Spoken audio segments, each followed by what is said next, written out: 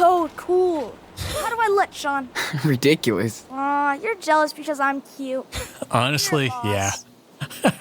I could imagine a scenario where that maybe helps us in the future. Now there's a fall guy, right? We can say, oh, that wasn't Daniel. That was Chris.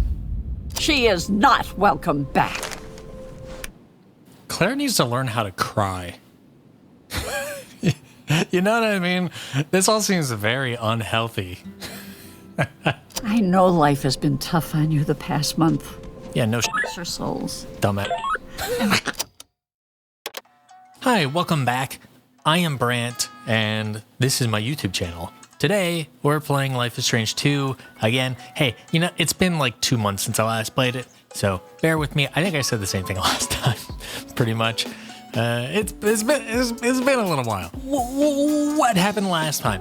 Well, I remember that Sean and Daniel made their way to their grandparents' house, Claire and Steven. It took a little bit of convincing, but they took us in and sheltered us, welcomed us as their grandchildren. Steven seems pretty cool. He's got his model trains. He really took a liking to Daniel. Claire is a little bit stricter. She has her rules. She likes things to be a certain way. She doesn't want things to be noisy, and she doesn't want people to be nosy. Her daughter, Sean and Daniel's mom, she does not want to talk about.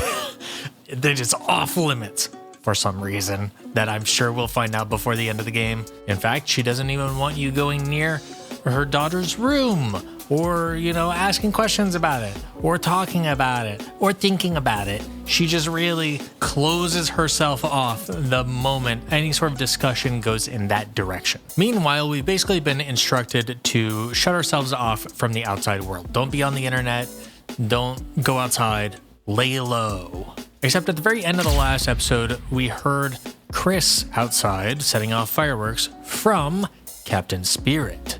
So it seems like those timelines are converging. And then Claire decided to let us go outside for some reason, even though she knows that he is out in their backyard and she doesn't want us to be seen. The real conflict I see happening. And I happen to remember that at the end of Captain Spirit, Chris does see Sean and Daniel. I presume that is where we're going right now. But first, I'm going to snoop around the house a little bit. Honestly, I expect this video to be quite short. I think I'm probably right at the end of the chapter. We'll find out. Let's go ahead and get into it and finish up this chapter. Chapter 2, Roads. No, I did that last time. Chapter 2, Rules. Time to... Some old toys outside. Oh. I'll bet Steven has the key. Daniel will freak. Thank you. We kind of rolled the clock back just a little bit. Jeez. I told him about leaving his toys around.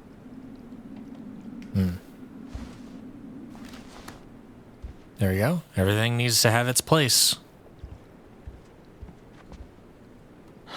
I miss Dad and his silly Santa Gringo accent. Aquarium. I haven't seen any actual fish in there since we got here. Sinister. Sorry for getting upset, Sean. I just don't feel comfortable talking about all this. It's fine, really. We don't have to. It is not fine. I'm gonna kick your ass.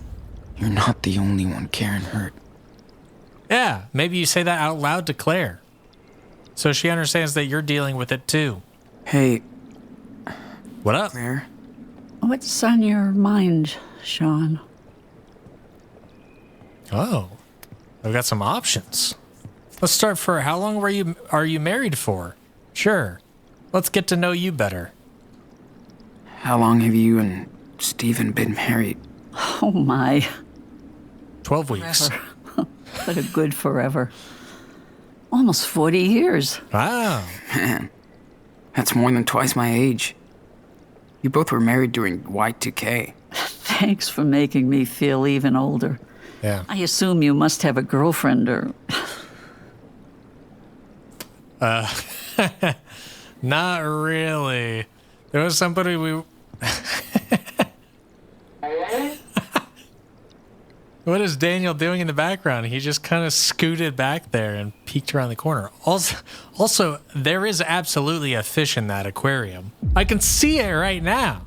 There's a fish back there kind of waving around. Unless that's a flag or something, but that looks like a fishtail, right? I mean, there was that girl, I forget her name. We were texting in the first scene of the game, and she was kind of interested. And then our dad died, and she said, yoink. No, thank you. Bye-bye. Never talking to you again. I'm going to say not really. I don't think almost is true. I think in his heart, he feels like almost. How many among us have not had a situation where it's like, yeah, if circumstances were different, maybe it would have worked out. But circumstances weren't different, so it isn't almost. It's not really. Not really. I'm not much of a player. Nobody says that. With all this going on, I don't even think about that stuff. I understand. I'm sorry, honey. Thank you. It's not fair that you have to deal with all this. True. Things will change. I hope. Yeah, it'll change because we're going to get caught by going outside like you suggested, and then we're going to be on the run again. Probably. Sure, what did you think of Dad? What did you think of Dad? Kind of a weird question. You can tell me. I won't get mad. Well, your father was Badass. his own person. Who isn't? That's it? I mean, I know you guys didn't really get along. It's just Esteban was very different from us, He was a sinner. and he never took a single step to change any of that. What? What? Lady, you gotta be less vague. You know, also sounds like Dad. There's no point in antagonizing her in this situation. At least no point that I can think of. I mean, Sean does harbor some resentment towards Claire, clearly. I've noticed this through some of their interactions. He's sort of quick to go on the offensive. Whatever. Sounds like Dad. Sounds like Dad. He wasn't one to smooth things over. Trust me, I know the type. But he did raise you boys on his own. Can't argue with that. Yeah, Hell yeah. he worked his ass off for us. Wish I realized that sooner. Don't worry, Sean. I know she likes a quiet house, but we could just talk at normal volume. Dad's funeral? Do you know anything about Dad's funeral? There was a service. We couldn't make it in time. Damn. We sent flowers. I'm sorry, Sean. It's okay. I just want to make sure somebody took care of him. Hopefully, you can go visit him at some point. At some point. Yeah. We couldn't make it in time. I feel like that's bullshit. Right? Like, what the fuck else are you guys doing? You're sitting around playing with your toy trains, lounging on your chair. Like, what were you in such a rush for that you couldn't go see the father of your grandchildren's funeral? I don't know. Seems weird to me. And they're not that far away. I mean, we walked here, you know? I don't know. Something about that feels off to me. How about the neighbors? What's the story with your neighbor? Charles? Oh, Yeah, Charles and Chris. used to be a basketball coach, but had to move out here after his wife's passing. He's got a job at the rail yard now, and, well, he's still recovering. Wow. Yeah, he's an alcoholic. I mean, that's sad. We tried to give him a hand, keep an eye on his drinking problem. His son Chris is a little angel, though. When he doesn't have firecrackers in his Daniel would hand. be a good influence on him. He's got a great role model, after all. Yeah, Thanks. I'm trying my best. I do think we would be a good influence on Chris I think he could have really used a friend. With our circumstances, I'm not sure we're in a position to offer that, to be honest. Leave! Well, See you later.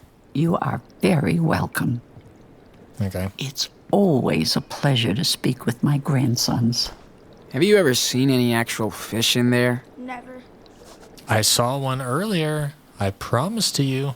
See, it's right there. I'm looking right at it. It's under the log. Gotta catch up with Steven and get those keys. That is a fish. Use your eyes, Sean. Tidy. Tried one of Claire's books yesterday. It's basically a telenovela with white old women. You had a dog? Yes, old Polly left us 3 years ago. But she's still with us, day after day. Isn't she in heaven? With Mushroom? Of course she is. But she's in our thoughts as well. That's nice. Daniel seems so happy to be here. Good. They have a kick-ass set, but they only watch boring shows and cable news. Let's discuss this. Man, can you imagine watching a slasher out here? Deep in the woods. No one around. No way. Too scary. How about playing Minecraft on it? Relate to him a little bit, Sean. Come on, put in the effort. Such a big fireplace. And not even needed. That's luxury. I feel like that's pretty standard size fireplace. I honestly don't think they get much smaller than that. But you need room for the fire. It's kind of important. Feeling of love. Passion princess? Auga. Escape to pleasure? Man. Does Claire read all these? For the articles. Hey, I want to be in your drawing. All right. We've kindness into your daily narrative. Don't worry. I'm drawing the whole room. Good. It's so nice to see you practice. You're so passionate. That I am. I'm not moving. Time to take the pen, dude. I'm not moving. Hope I look good. I got you. In my sights. I'm not moving. Hope I look good. Yeah, I know. Gotta get your proportions down. I'm not moving. Hope I look good. You can chill out for a moment. I'm not moving. Hope I look Pretty good. I'm not moving. Refine it. Hope I look good. If you just say that a couple more times, I could never do that. I think it'll look great. I'm not moving. Hope I look good. I'm not moving. Hope I look good. Great. Thanks, Daniel. Nobody's gonna say anything about it?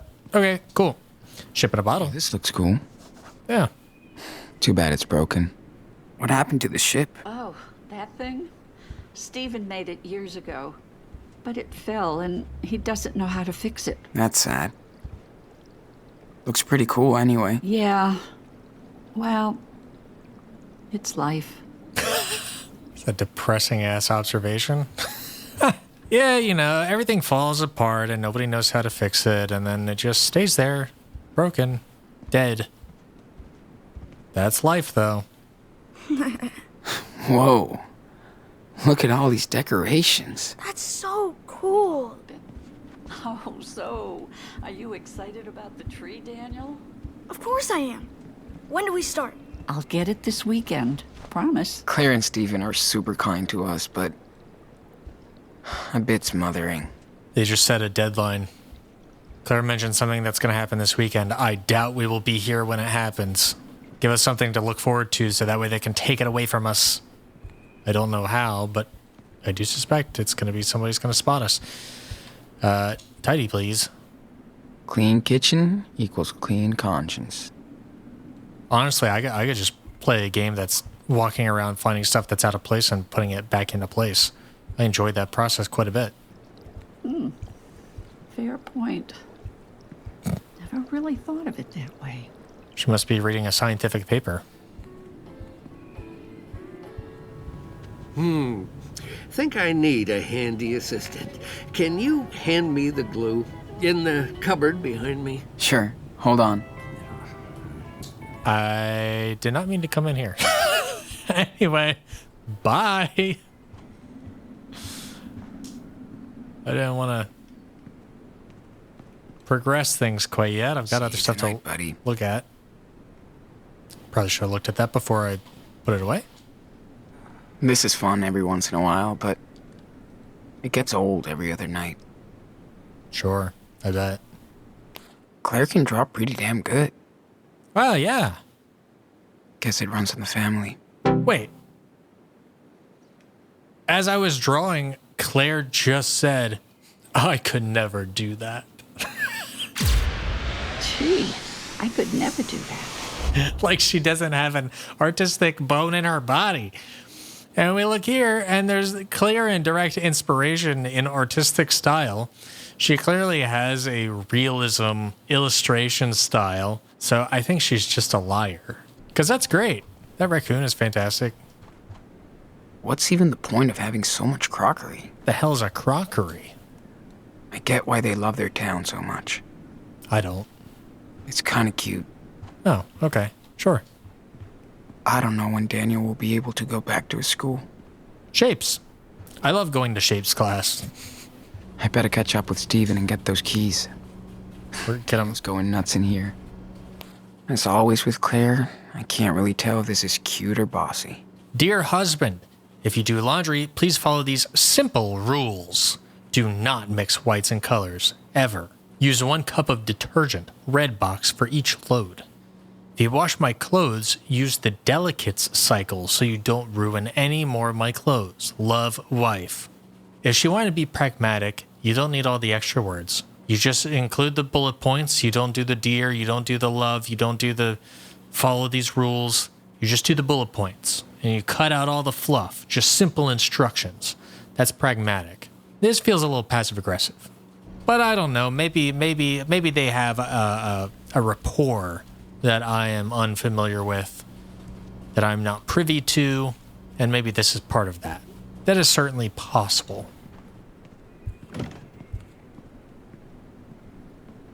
Oh, a walk-in pantry. Bougie. I get why Dad never brought us down here. Why? Because the rules? While Steven is away, I get to play. Hey, what's up? Oh, so you actually showed up on time. The train is about to leave the station. I'm new to the job, but I'm ready, Chief. Now, I could be a real superhero and save the train from disaster. I remember playing this when I came here years ago. Man, things were so different back then.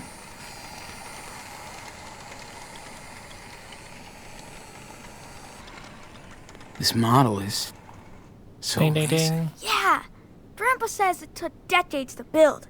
Can you believe it? Decades. It's crazy. It's way cooler than anything I ever did in my... Yo, what the hell? Oh, right. I literally, it's, like I said, it's been a little while. I literally forgot that Daniel has telekinetic powers. I was looking at that little guy just float up to the windowsill, and I was like, what kind of train set can do that? And then I remembered what game I'm playing. Gee, don't know why crooked frames stress me out like this. Frankly, I'm surprised that Claire has not fixed that. Let's go talk to Steven. Get him that thing that he needed. Sean, Yeah, I'm still waiting for that glue here. I'm on it. Whoa! Careful. Sorry, I forgot. That thing isn't too stable. Let me just... Okay. Sorry.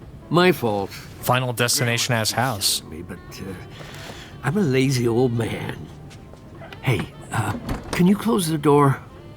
I want to talk for a second. Oh yeah. Let's have a heart-to-heart. Real one-to-one. Tell me the real It's the shit. Power cable, of course. Yeah, it happens all the time. Let's kick it. What's on your mind, Pops? So, listen, I've noticed things Are you kicking us out? with Daniel. Oh. You know what I'm talking about. don't you?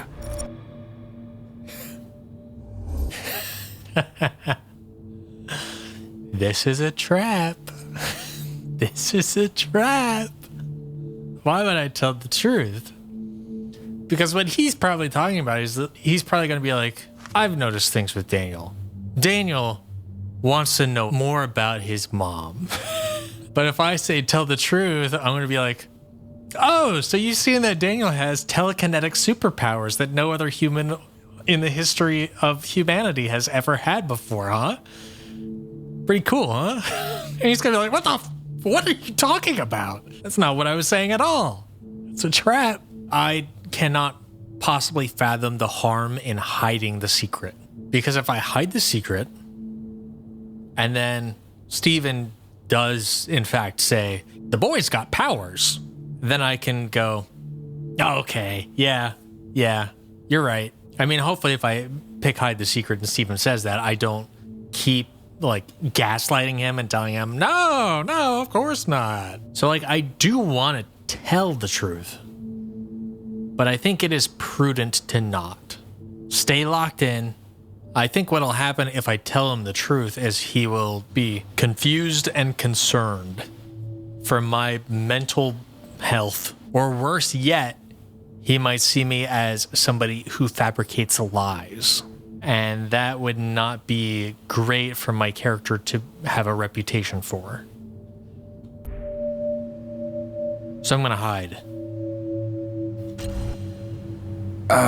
Trust no one. Not really. What things? Well, I'm not sure how to put it. Like, some kind of invisible force. Like the holy gift or something. Yeah. Daniel likes to pretend he's got superpowers, but that's it. That's it? Okay. But be careful, Sean. You know, he's still so young. Sure. And by the way, let's keep this between us. Claire has a lot of strong beliefs. She wouldn't understand. She Truly. adores Daniel and just wants both of you to be safe and happy. What I'm trying to say is maybe you should stay here with us. I know you boys plan to run to Mexico, but... I do kind of wish it allowed me to pivot and entrust the truth to Steven once I had confirmed that he and I were talking about the same thing, instead of locking me into deny. But, you know, here we are. It is interesting. Steven does seem a little bit more accepting of these things. I think he's totally right. I think Claire would struggle to not only make sense of it, but make sense of where we fit within her worldview. I mean, I think most people would to some degree. I think if you say somebody has superpowers, that sort of changes your worldview and how you understand humans in general, which is a pretty profound adjustment of a worldview. But I do like Steven's response here. I like that he is confiding in me one-to-one. He's like, hey, look, I've noticed this. It's a thing. It's a thing. He's not that sneaky. He's really not. Okay, so he's recommending that we stay with them, which honestly, I think I said that last time. I think I said that would be a good idea, and I kind of maintain that. It seems like a healthy environment to be raised in to some degree. You know, not perfect, but better than living on the streets. Better than living in abandoned cabins, scavenging for food. My options are, why not? And Puerto Lobos. So I assume that Puerto Lobos is Sean kind of saying, we're not just going to somewhere in Mexico, like we're going to a specific place for a specific reason. There is an emotional attachment to it. There is an idea behind it. But, you know, me as a person, I think Sean has built up this idea of Puerto Lobos in his mind as some beautiful sanctuary, nirvana, like just some perfect place where everything's going to fall into line. Oh, when life doesn't quite work like that. It's messier. I think why not is a little bit more in line with like, yeah, sure. I mean, staying with you guys is just as good of a plan as any. So if we're in our mind battling the ideas of staying with the grandparents or going to Puerto Lobos is nothing but uncertainty. We don't know what it's going to be like when we get there. We don't know if we can get there. We don't know what life would look like living there, et cetera, et cetera, et cetera. We just don't know. But living here with the grandparents, we're already doing that. There is a lot of certainty in what that has to offer us. We know some of the limitations and constraints that will be imposed upon us. We know the benefits that are granted to us. We know that there is a certainty and security within it because we are already in that situation. So, like, there are a lot of benefits to staying with the grandparents. The only real downside is a lack of independence and just, like, a little bit of a culture shock. But, like, I think those are far outweighed by the security and safety benefits of living with the grandparents. So I'm going to say why not. Thanks. Maybe we could, but why not? I know being out here in the sticks with us old farts isn't exciting, but this is your home now. It's cool. Kinda different, but I just don't want you to get into trouble because of us. Sure. It's dangerous to be on the road. Yeah. Do you think your father would have wanted this for his kids? You don't know him. You can play Sean in a really antagonistic way once you get here to the grandparents' house. Different now? It is different now. I mean, I agree with Steven. I don't think Papito would want us. I don't think he would want us to walk to Puerto Lobos. I think he would, shake us by the shoulders and say, "What are you doing? I taught you to be resourceful, yes, but not like this. You have resources here that you should make use of." Of course not. But everything's different now. I know. Well, just think about it. But don't torture yourself. I already did think about it. I will. Hey, Claire said you had the keys for the tool shed? Oh, sure. Here, Thanks. you guys enjoy the sun. Hey, can we double back to talking about Daniel again? And be careful with that shed. It's probably a mess inside. Okay. Thanks.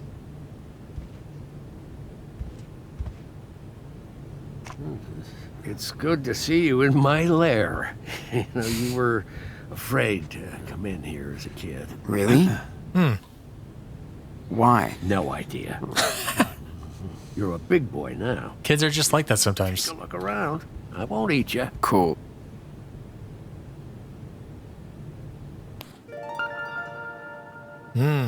Karen. Oh, God. You found this. Yeah, can we talk about I just her? forgot to, It's okay. Because Claire won't. It's been a while since I've seen her face. Well, that's not true. yeah, Isn't there a picture up in the room or something? taking a look at it from time to time. Doesn't it hurt? Yeah, it does. But she's still my daughter, Of course. I can't approve what she's done, but I think I understand. Good. I don't. Yeah, I'm sorry, Sean. Please don't say anything to Claire about this, okay? Don't worry. I won't. My lips are seals. That was a pretty good delivery from Steven's voice actor, where he's just kind of like,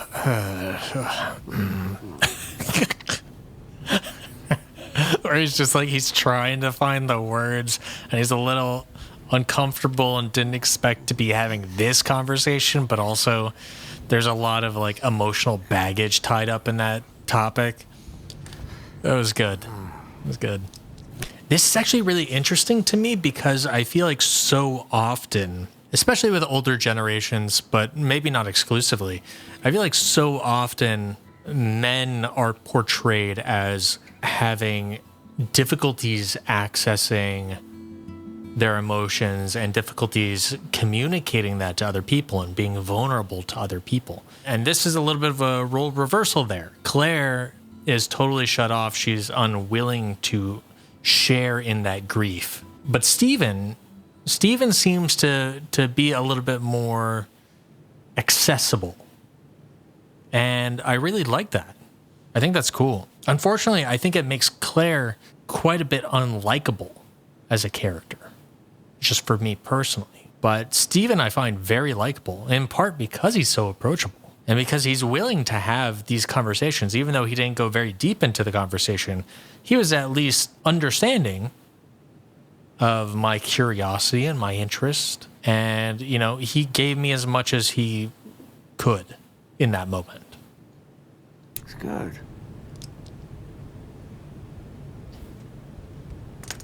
Steven sure takes his hobby. That he does. Well, I'm sorry, Sean. I know you guys miss your games and your websites. But trust me, a break from all this can only do you good. You know, and it's safer that way. Yeah. I know.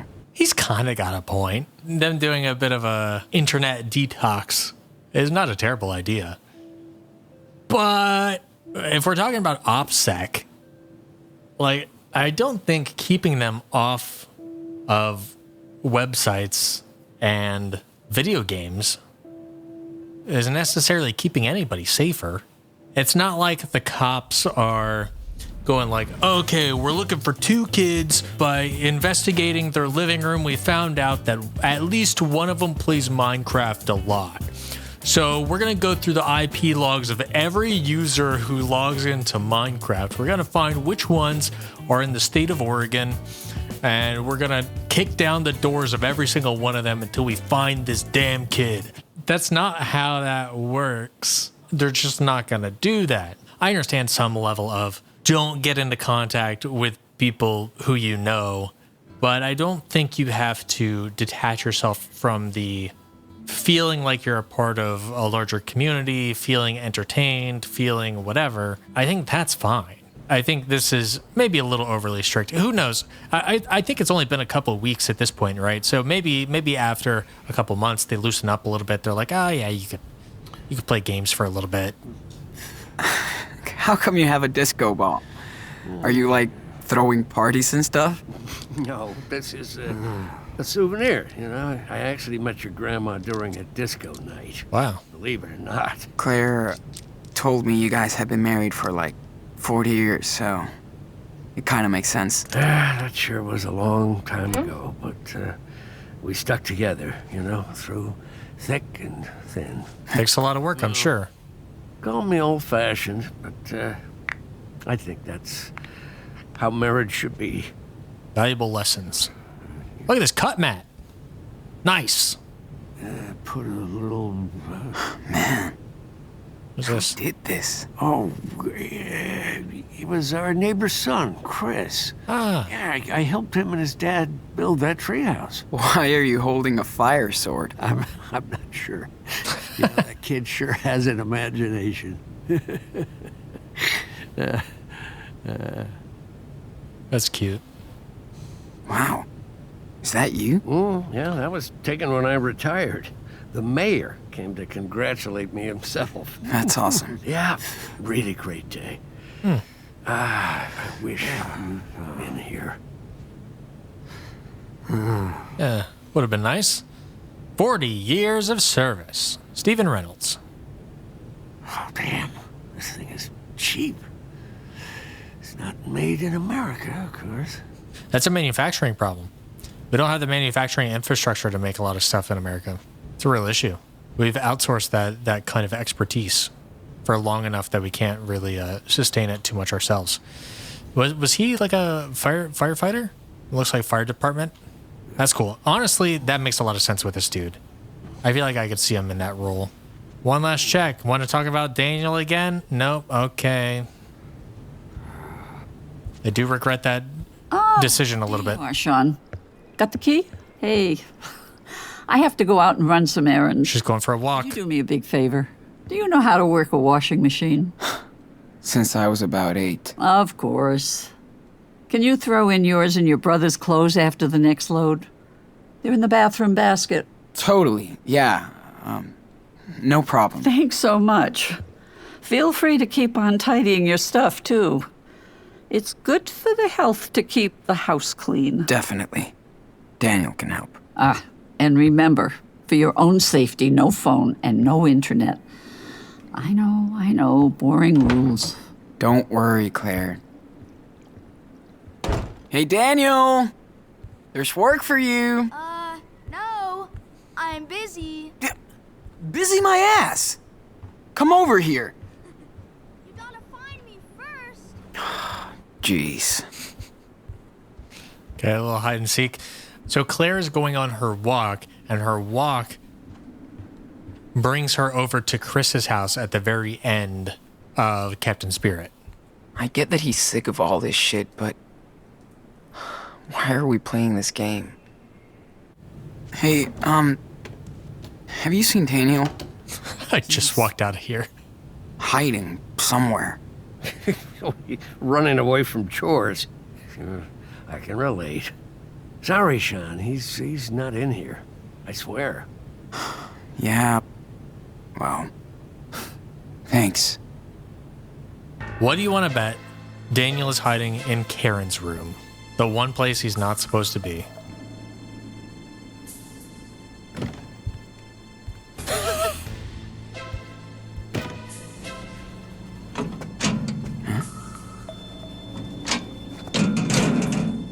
That opening door animation feels very reminiscent of something that you would see in a Metal Gear Solid game. Wait, what? Gotcha. You know, it's just so cartoony. I go upstairs. Better not be. Where the hell is he hiding?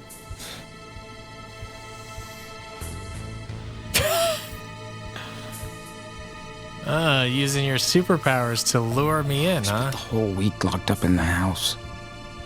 Will things ever go back to normal?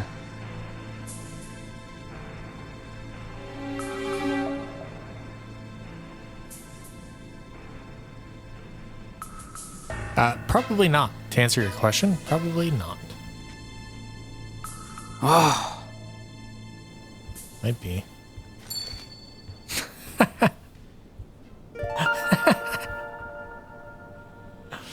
Where could he be? I don't know. Gotta check in here first. I know you're in there. Gotcha. What the? Behind you! Yeah, very funny. No more hiding. Seriously. Okay. What do I have to do? You tidy the mess in our room, and I take care of the laundry. Cool? Yeah, sure. All right. It's hot. I know. Thanks.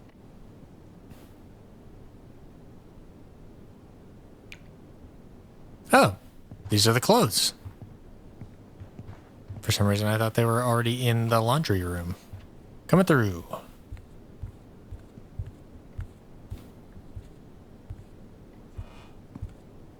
Done. Whew. Can we go outside now? Yeah. Let me just throw our clothes in the machine and we're good. By the way, we can all talk openly about your superpowers because Steven knows and Claire is out of the house. So, yeah, I mean, he's probably going to get way too complacent with it and use it in situations when he shouldn't.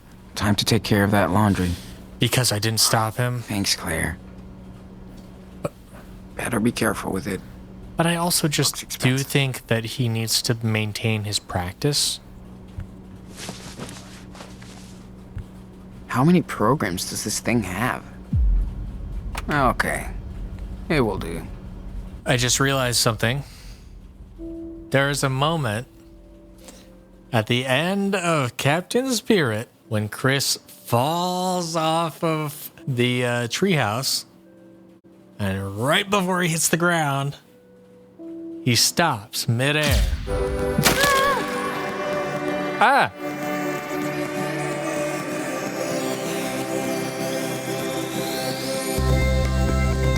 And I was like, what's going on? Like, is this more imagination powers? Is this real powers? What the hell's going on?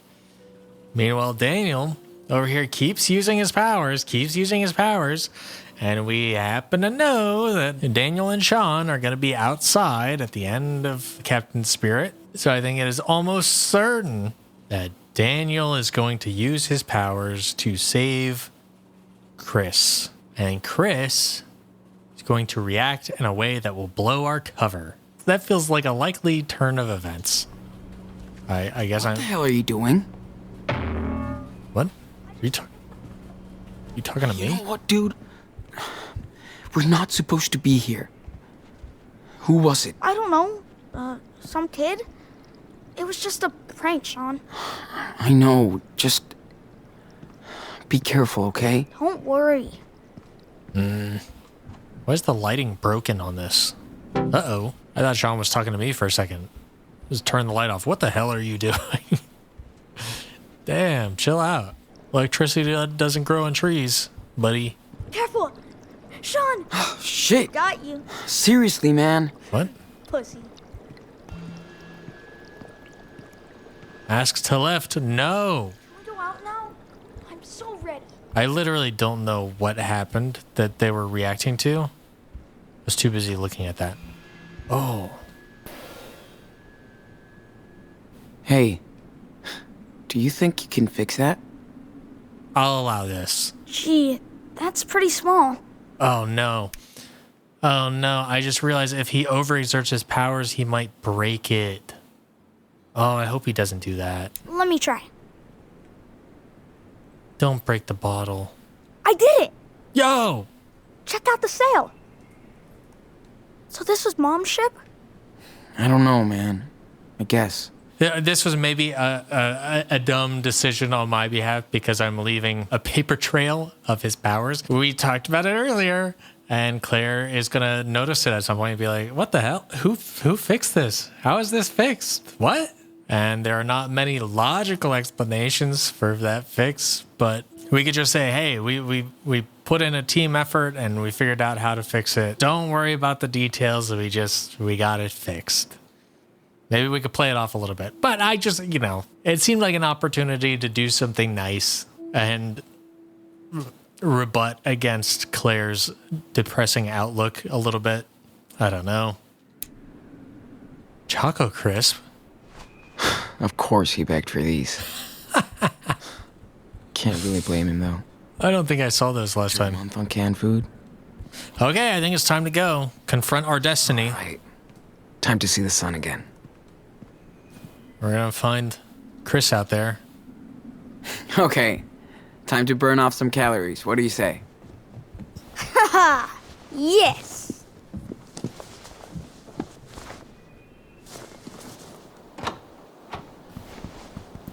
Daniel is a little rambunctious and kind of a handful. He doesn't really follow instruction very well. Finally! Feels so good to be outside. Reminds me of the cabin. Right? Oh!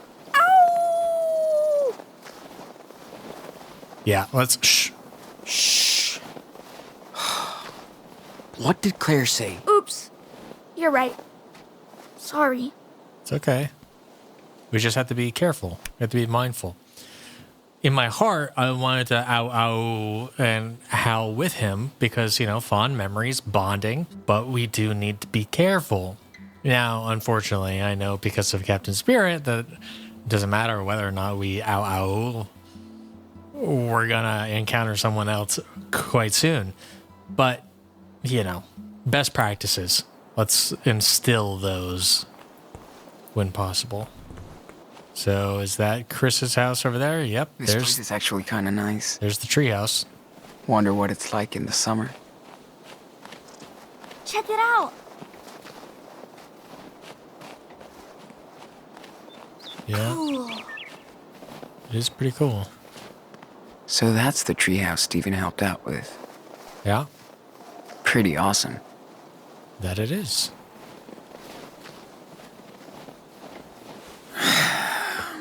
Get ready for storage wars. What's wrong? Frozen shut. Of course. Huh. Sean, look. Do not contact. Yeah. Whoops.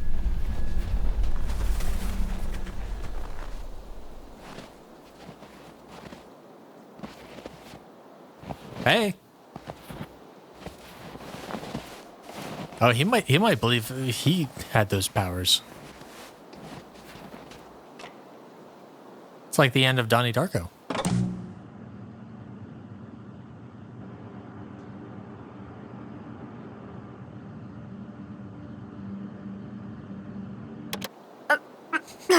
Did you see that? Nope. See what? Maintain the illusion. Huh? What are you talking about? We just got here. See what? We just got here.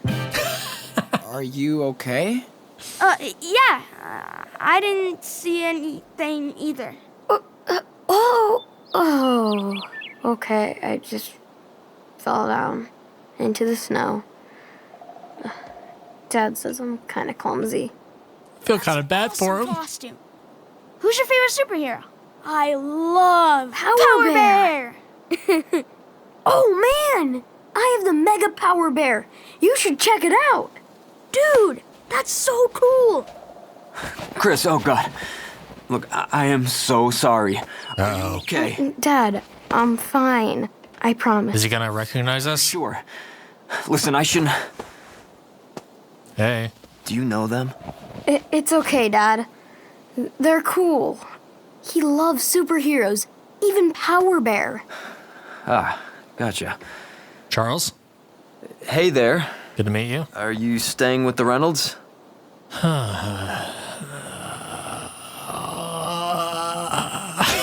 This feels like possibly consequential to answer. Our grandparents gives us motivation for being here, and if he doesn't dig any deeper, it answers all of the questions. It's a good answer unless he happens to know that their grandchildren are wanted for murder. But it is high risk. Just passing by does not identify us, which is less risky long term, but more risky short term, because now just passing by makes it seem like we're some kids who are just like going through people's backyards. I kind of don't like this choice because the real correct answer is, oh yeah, we're just staying with them for a little bit. It doesn't reveal us, but it does give us a reason to be in their backyard. I think I have to say our grandparents. And I think that could unravel this whole situation. But our grandparents is the least suspicious answer. It's the most expected answer. If I were Charles, and I asked that question and they said, oh yeah, the Reynolds are our grandparents, then I would go, oh, interesting. I didn't know they had grandkids, but like, okay, cool. Well, good to meet you. We're going to go back inside. Oh, yeah. They're our grandparents. I see. Oh, geez, Chris. You don't have any damn shoes on. I'm sorry, buddy. Let's get you inside. Yeah. Okay, Dad. Thanks, guys. Oh, and, if Claire asks, tell her everything is fine.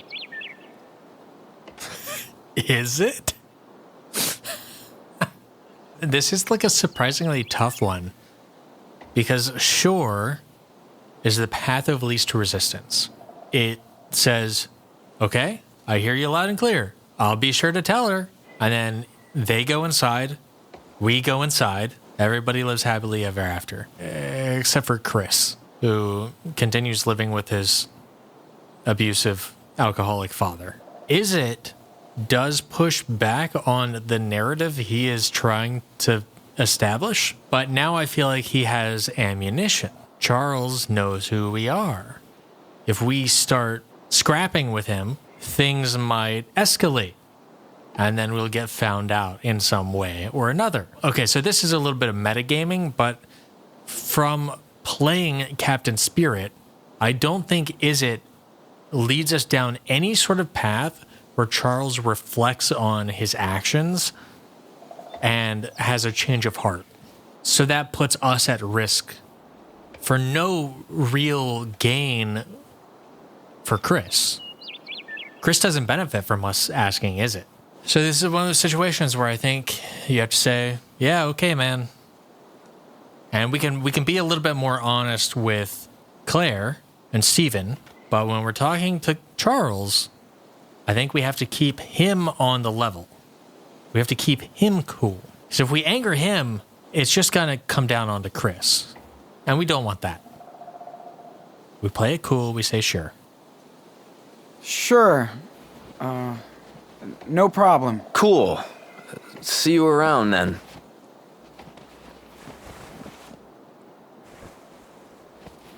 See you later. Thanks, guys. See you later. See you later. Daniel, did you forget everything about the rules already? Sorry, Sean.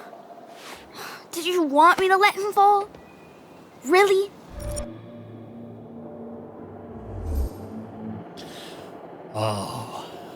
So we've had a couple of decisions that have felt consequential, but I think this one actually is. So in my heart, my morality and ethics tell me to concede. This is like the opposite side of the coin of the situation where Daniel had the cougar in his grasp. I had to teach him that it is not okay to use your powers for vengeance. It is not okay to use your powers to exact harm onto others who you may perceive as having harmed you. That is not okay. That is not morally acceptable. This feels like a scenario where he used his powers to prevent harm. He's doing exactly the opposite. Somebody who he doesn't know, who he has no affiliation with, he allowed to experience less harm by using his powers. Now, it was very high risk at our own safety, but I think morally and ethically, it is important to risk your own safety for the well-being of others. That to me is like a strong moral test. It is not how you treat the people in your inner circle. It is how you treat the people who you do not know at all. You have no material reason to help that other person outside of your moral code of ethics. So I very much would like to concede here. But we are in a precarious situation. He has been sort of defying the rules a little bit. He's been defying my rules. Well, not my rules, Sean's rules. He's been defying Sean's rules of don't practice your telepathy because somebody will see you. In fact, we have seen that he has been so loose with that rule that Steven has discovered his abilities. Now Chris has seen his abilities, although Chris has not yet pieced together that it was Daniel who did this, but he has been very loose with the rules. Even something as simple as don't curse. And now you have this new set of rules. We have rules from our grandparents, and I think these are important to follow such that they are still willing to continue giving us shelter. So that does put me in a weird situation. I think in this case, I will concede. I think that is the right thing to do. Capital R, right thing to do. I think Daniel is looking to me to help guide him and to help give him a sense of clarity when it comes to what he should and shouldn't be doing. And I think while it does break the rules, we might not always live in this household. And if we are out in the world, these rules will no longer apply to us. And we might find ourselves in a situation where Daniel could use his powers to help somebody, and he's reminded of the rules, and he chooses not to. And I think that will result in worse outcomes. I think I have to inform his character, help him become a good person, and that involves saying, yes, when you can intervene to relieve somebody of harm, you probably should do that. I gotta follow my heart. No, you did the right thing. But listen, we can't let anybody know. We have to keep a low profile out here. He's like my age. I bet you would have done the same exact thing. Don't be mad. I'm not mad, dude. It's over. Daniel, remember that we're hiding out. So no training and no showing off your power. From now on, you stick with me all the time, okay? I'm glad that Sean was at least firm in reminding him of like, hey, like, you can't be doing this all the time. So at least there was that. It does sort of feel like that situation was designed for me to come down harder on him.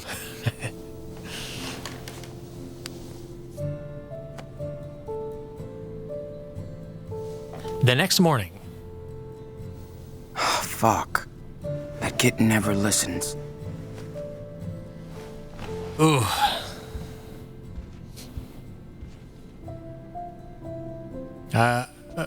Where's Stephen and Claire? Weren't they supposed to be looking after us?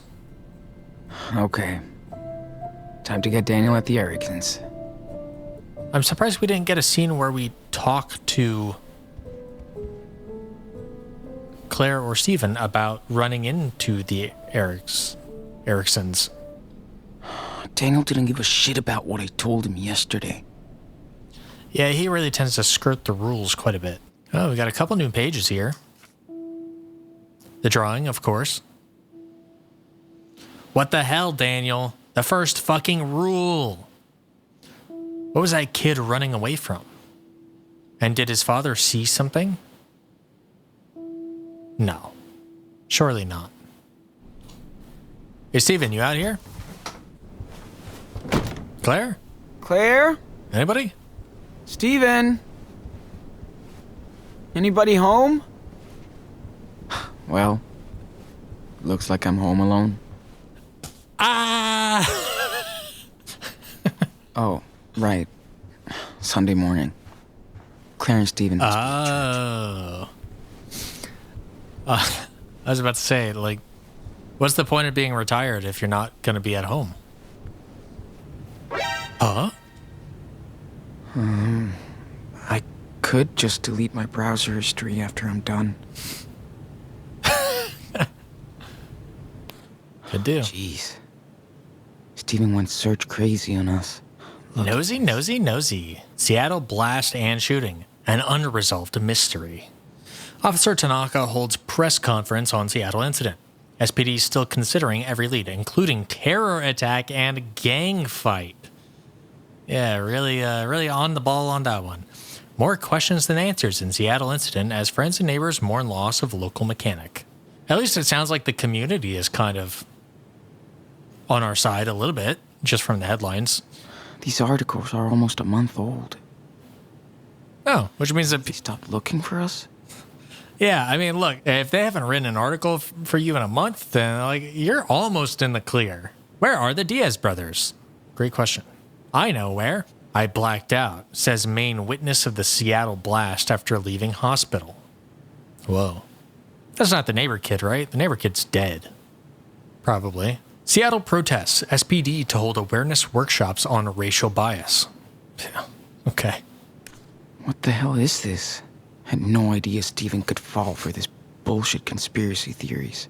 This looks like a Reddit-style forum. Hey, is anybody following the Seattle shooting incident? There's a lot of weird things going on that nobody can explain.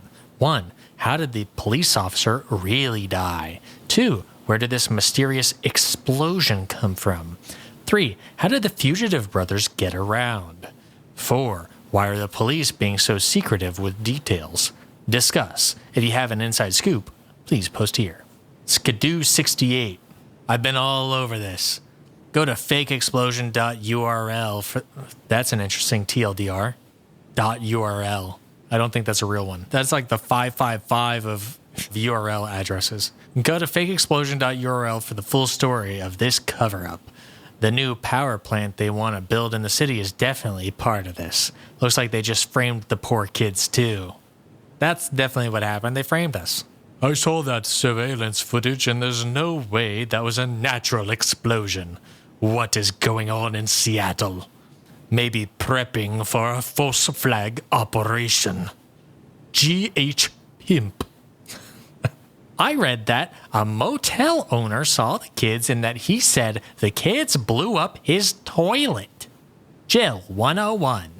Oh, right, we did go to that motel. He only talked to Brody. I guess maybe he saw us when we were fleeing after Daniel had his big blow up. Did you see the news report about the brothers at the gas station? Sounds sketchy. American Eye. Not everything is a conspiracy, you U.S. wankers. Madman. My friend's parents work for the Oregon PD, and they say there's a big secret manhunt for the two brothers. I heard they might have been used for experiments. But now they're on the run because the experiments worked and made them dangerous. I know there are experiments going on everywhere because I came from an experiment. Buddy. This is actually really funny to me and really interesting because I do find it very indicative to online discourse where all of these people, all of these commenters, they are actually like tapping into a truth that they can feel that is misaligned from the narrative they are presented. They can feel something is there and they don't know what it is, so they're grasping at any sort of possible explanation they can come up with. Now, obviously, none of the explanations are particularly accurate or true. Using their imagination to fill in the gaps has led to a really elaborate scenario. Now, to be fair, the actual scenario here is quite elaborate. It involves superpowers. I find a lot of online discourse is always based around some sort of truth, but results in poor communication and stems from poor communication. And because of it, misinformation grows out of that nucleating force. Check news, visit Brody's blog. I want to visit his blog. I want to see what Brody's up to. I feel like checking the news is what I just did. Logging in would be a bad idea. And I think visiting Brody's blog is probably a bad idea. I am going to adhere to the rules in this case. I snooped just enough to get some sense of what's happening in the outside world. I'm not trying to cause a rift to happen between me and my grandparents because I didn't follow the rules. Well, I guess they won't be back for at least 2 hours. Morning, sleepyheads. We let you sleep in today while we're at church. Back by noon for lunch. See you in a bit. Love, Grandma and Grandpa. P.S. The Christmas tree is perfect. Good job, kids. P.S.S. Thank you for tidying up a bit. Hey, you're welcome. Hey, look at that. I was totally wrong. I thought we would never see the tree. We had a good time decorating the tree together last night. Daniel loved it. Maybe I could use the phone while they're away. I would really like to call Lila. I would really like to. It's been more than a month since I ditched my phone. Maybe the police stopped tracking us.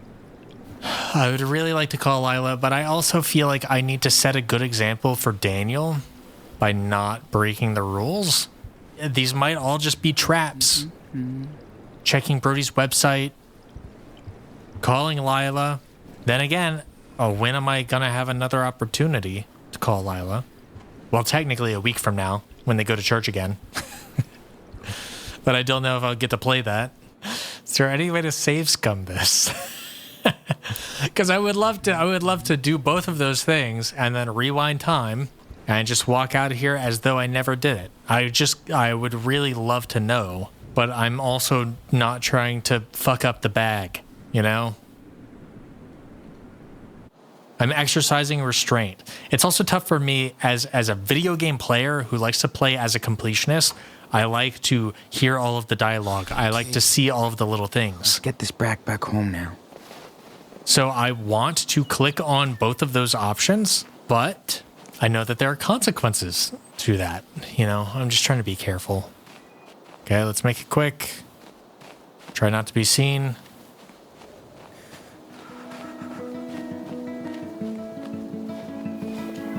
Junk pile. And I thought Daniel was the crafty one.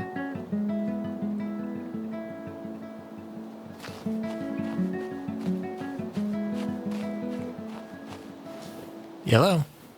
What the fuck? I'm gonna kill him. He's probably letting Chris believe that he is doing it. He is player 2ing him. He's giving him an unplugged controller saying, go for it. And he's controlling it, but letting Chris think that he's doing it. He still should not be doing that. Here. Okay, let's just go in. Daniel, what's going on here? Sean! Wait! Don't freak out. I can explain. Let me tell him. Sean, I know it sounds crazy. But I have but superpowers. I have a superpower. You saw me yesterday. I know you did. I was flying. His eyebrows. Things. Objects. With my mind. Oh, a superpower. Really? Yes.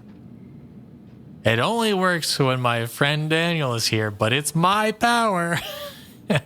My options here are pretty cool or irresponsible. I would like to say irresponsible because it is irresponsible of Daniel to perpetrate this lie and to expose his powers. Pretty cool comes at the risk of making Daniel feel like what he's done is okay, but I feel like it would arouse fewer suspicions from Chris, and that helps maintain our cover a little bit. And in fact, I could imagine a scenario where that maybe helps us in the future. Now, there's a fall guy, right? We can say, oh, that wasn't Daniel. That was Chris. Chris believes it too. So it might be useful to say pretty cool as an alibi. That's a weird way to look at that decision, but maybe it'll pay off someday. Pretty cool, I guess. Well, that's pretty cool, Chris. So, you're like a superhero? I'm Captain Spirit. I can bend any matter to my will. But that's my secret identity, so you can't tell anybody. Oh, I can keep a secret, Captain Spirit. Now you're an official member of the Spirit Squad. Let's go. Betray us? I'll disintegrate you. Whoa. Nah, just kidding. Okay. Oh yeah, we need a... team signal. Totally. I'm gonna be... Wakanda forever. Yeah, you guys definitely came up with What's that. your super name, Sean? Don't need one. Okay. Real wet blanket kind of answer. Silver Runner. Oh, yeah. I guess he was in track, right? I guess it's like Silver Surfer. El Diablo Loco. I kind of like that. I remember that from earlier in the game, and I don't really remember. Oh, right. I think we mentioned that name as like a wrestler name when we were texting Esteban or like some luchador stuff or something like that. So I kind of like that one. Professor Diaz, I could make that work, but not with the question mark. The question mark implies a lot of hesitancy. But there's a lot of puns you can do with that. You know, you're taking them to school. You're teaching them a lesson. Class is in session. There's a lot of fun stuff you could do with Professor Diaz. I think I might go with El Diablo Loco.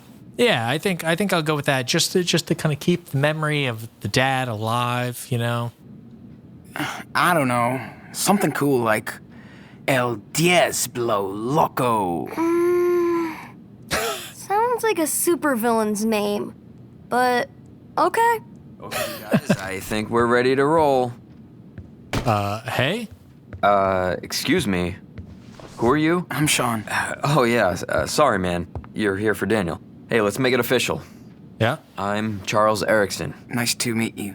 Hope you know that Daniel and Chris are a dangerous team. So I've heard. Watch out, or they're gonna take over the world. Yeah, they share a lot of things. As thick as thieves. Can we go get the Christmas tree now? We're both ready to fly. Yes. The team has been waiting too long.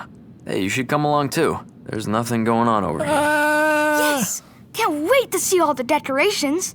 And Sean, we could buy Christmas presents for Grandma and Grandpa. I'm feeling uncomfortable. I'm going to say they'll worry. I don't like where this is headed. We have a simple rule. Don't leave the house. We've already broken that rule. And now we're going to go out into public? I think if I say they'll worry, Charles will coax me into going anyway. But I am going to resist as much as possible because I feel like this is not the way. Well, they'll worry if we leave the house. And remember, you still have to get better, Daniel. Sean, come on. You know I haven't done anything fun since I got sick. It's the first time I've been out for days. We won't be gone for long. The market's only a few miles away. Anyway, they'll be at the service for at least another hour. Yeah, Sean, I can show Daniel around. You can come with us. Please say yes. Please, please, please. Okay. Absolutely not. Not a fair fight. So let's go. Yes! Yeah! See? Dangerous. Okay, team. If they had done one of those like split screen choices, go or don't go, I would have not gone. Why would Sean cave on this? This seems like such a bad idea. Team, give me a time out to clean up the back seat. I'll honk when I'm done. Ooh, Let me get all the beer cans out of can there. I use the bathroom? Of course. Oh, you'll see my comic books. I'm glad you're coming too. Hey, you want to see my toys? Oh, score! The new hot dog man? Since you're a new member of the team, you have to know everybody. These are Captain Spirit's friends and his enemies. Dude, that's pretty cool. Can you guess who are the good guys and the villains? Let's see. Okay. Whoa. Insectoid villain, for sure. Power Bear is a hero. Sure. Definitely. The car, I happen to know, is a villain. Because it ran over your mom. I kind of forget the affiliation of the pirate. I don't remember the warrior at all. Or the bad dinosaur. guys, the good guys. Not that easy, right? But I feel like it's a half split. I feel like the pirate's a good guy. Actually, I'll swap this. I feel like villain Careful. for the dinosaur. It may be tricky. Look All right. closely. How did we do, Chris? Okay. How did I do? Not bad. You're almost right. It was a bit tricky. Okay. The dinosaur? Let me introduce them to you. This is Team Spirit, the good guys. There's the Forest Warrior, Okay. Power Bear, Marty Rex, and Sky Pirate. So, who are the bad guys? That's Noctarius and the Shark Stinger. There's also Snowmancer, but he's out in the garden. Captain Spirit kinda took care of him.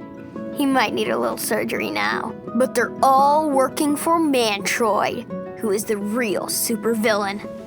You should see his evil planet. Why doesn't Captain Spirit stop him? He tried, but failed. That's why he needs Super Wolf. You know, Daniel, to prevent Mantroid from hurting other people. Yeah, strength in numbers. Sounds like Mantroid is in trouble. Just wait until he sees what Captain Spirit can do now. Yeah, about that. Your father knows or not afraid? I suspect his father does not know, or we would be having a very different conversation when I walked into this house. Also, I don't think Chris trusts his dad, so he's not gonna tell him that. Or maybe he would say something and his dad just wouldn't believe him because his dad believes he has a hyperactive imagination, because he does. I'll say not afraid because that might lead to a discussion where I explain to him the dangers of revealing these powers. So he will be less willing to divulge that he has these superpowers to random people, which leads to questions, which leads to us. Aren't you afraid? Maybe it's not a good idea to disclose all your powers like this. That Mantroid guy could be watching you, you know? Even better. So he'll know he better stay away from us. Anyway, you shouldn't let anyone know about this. Not even your father. I'm definitely not telling Dad. Yeah. I don't want to freak him out. He's worried about other stuff anyway. Cool treehouse. All cool with him? I think I'll ask all cool with him. I do want to hear from Chris how he feels about that situation. It's kind of a risky discussion to have here when Charles could walk in and hear Chris saying some stuff that he shouldn't be saying, maybe. Cool treehouse is like a good conversation point, but it does sort of brush off something that Sean might have a little bit of concern for. Chris, it's none of my business, but are you and your dad okay? What do you mean? I don't know, Claire seems to be worried about you guys. Claire's always worried. We're cool. Totally. He has a hard time being on his own. That's all. Okay, my options are it's going to be okay or I understand. I would like to assure him that it's going to be okay, but I do wonder if that might be like kind of a false assurance where it allows him to feel more okay with his situation than he should feel. But it might also give him the kind of hope he needs to endure through that situation. I'm not sure. It's not a very clear talking point as to what the consequences of that will be. I understand it's very neutral. It's very, hey, you don't have to say anything more. I get it. We're on the same page. Which that style of commiseration is sometimes really validating. So I don't think there's necessarily a bad choice in the bunch here. I'm just going to tell him it's going to be okay. I don't know. It just feels like the right thing to say. Maybe it's not, but it feels like it is. Chris, I know life can get pretty tough. Trust me. But you'll be okay. You're an awesome kid. Thanks. That is an interesting angle that I had not considered, which is that Sean is talking from a position of loss, from a position of grief, from a position of persecution, from a position of a whole bunch of stuff just going wrong, one after the other in his life. His dad died, just like Chris's mom died. His mother abandoned him, just like Chris's dad is not emotionally available, is not able to be particularly present or healthy in a supportive way, or supportive in a healthy way, or whatever. There are definitely parallels here. Sean has also dealt with a lot, and he's persevering, so he's able to speak from a place of experience and assure him that, hey, whatever it is, you'll get through it. So I really like that option now. John, but I don't feel scared anymore. I have the power, and I have Daniel. There's the signal. Come on, Daniel. Hey! Pro tip. Don't go in there. Okay, squad. Let's roll. Gross.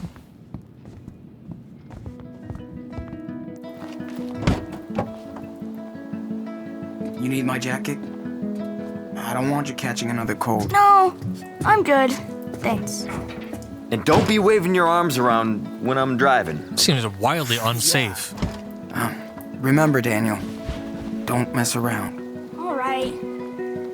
Jeez. Thanks for clearing the snow from the porch. You're awesome. You're welcome, Dad. It remembered that I made that choice. That's fun. That snow looks super slippery. I could shovel it. It's a good idea. Extra bonus points unlocked. All right. Chris, you didn't get this top set. It's a really delayed payoff. I made that choice like 8 months ago. I forgot that I even did that.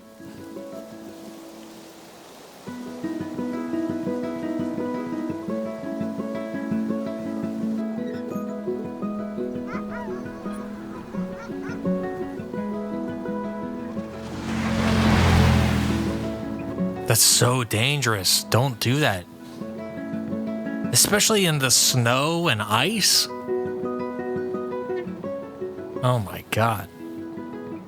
Now see, had Daniel and Sean not come along with them, they would have had enough space in the truck for everybody to be seat belted and in a seat and in the interior cabin.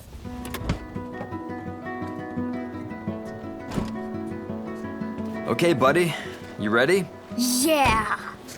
Nobody would be risking life and limb. Hey! You guys go ahead and we'll come back to meet you, okay? Brothers meeting. Sure. But- Don't get lost. Dude, what the fuck are you doing? I can't believe it. How many times do we have to keep going over the rules? Don't show the power. I know. But Chris thinks he can do all this cool stuff. I wish he could. He reminds me of Noah. I just miss having friends, Sean. You don't need to use your powers to make friends. This is an interesting one. Stop lying to Chris or protect the secret. I feel like not lying to Chris is important. If you're making friends, you should not make friends under false pretenses.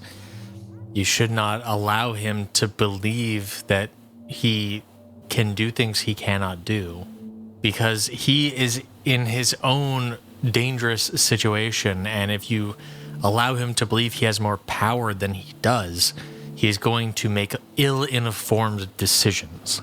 Maybe Charles gets aggressive and drunk, and Chris does something that maybe he knows is going to agitate Charles, and he does so under the false belief that he will be able to defend himself with these superpowers. And then he will not be able to conjure these powers, and he's going to suffer the consequences of that lie. So I think stop lying to Chris is the right thing to do. But then on the other side, we have protect the secret. This is our livelihood that's on the line here. If you reveal the truth to Chris, that is at least 2 people other than the 2 of us who know about his powers. That is Steven and that is Chris. Even Brody didn't know about the powers. I guess technically Mushroom did know about the powers, but Mushroom wasn't going to tell anybody. Stop lying to Chris makes Daniel a good friend. It also protects Chris from himself. I feel like there are so many setups for the secret to get out. We're on an inevitable path to having the secret be revealed. And in that sense, protecting the secret almost feels like a wasted choice. Because protect the secret, all that really does is delay the discovery of us. But I highly doubt there's a way to play this game where we are never discovered. Stop Lying to Chris feels like it will catalyze our discovery quite quickly, perhaps. We've already seen that Daniel is bad at keeping the secret. Now you have two kids who are bad at keeping secrets who know the secret. I actually really strongly dislike this choice. It really bothers me. Had Daniel not come over to the Eriksens' house to begin with, we would not be dealing with this proposal, with this choice. He would not have led Chris on to believe a falsehood. He would not have exposed his power. We would not be out here exposed in the public. A lot of this is firmly Daniel's fault. Now, nothing terrible has happened yet, but it does feel imminent. It does feel weird to me that I would withhold the truth from Steven, our grandfather, but would not withhold the truth from Chris, the neighbor kid. It feels like if I actually care about protecting the secret, it is more important now than ever to do so. But I guess now it's at what cost, right? Because there will be, casualties of some sort for protecting the secret, which is potentially Chris's well-being. I mean, if we go back to the previous split screen choice, in that I was talking about being the moral guidepost for Daniel. And in this particular situation, if we are making a choice to intervene to reduce the harm in another person's life, that choice is stop lying to Chris. And it comes at the detriment of our own safety and well-being. I don't know.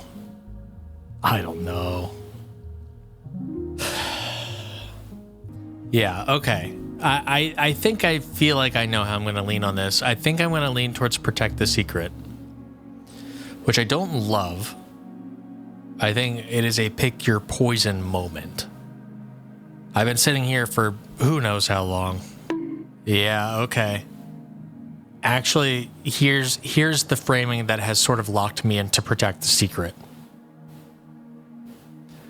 This is the trolley problem.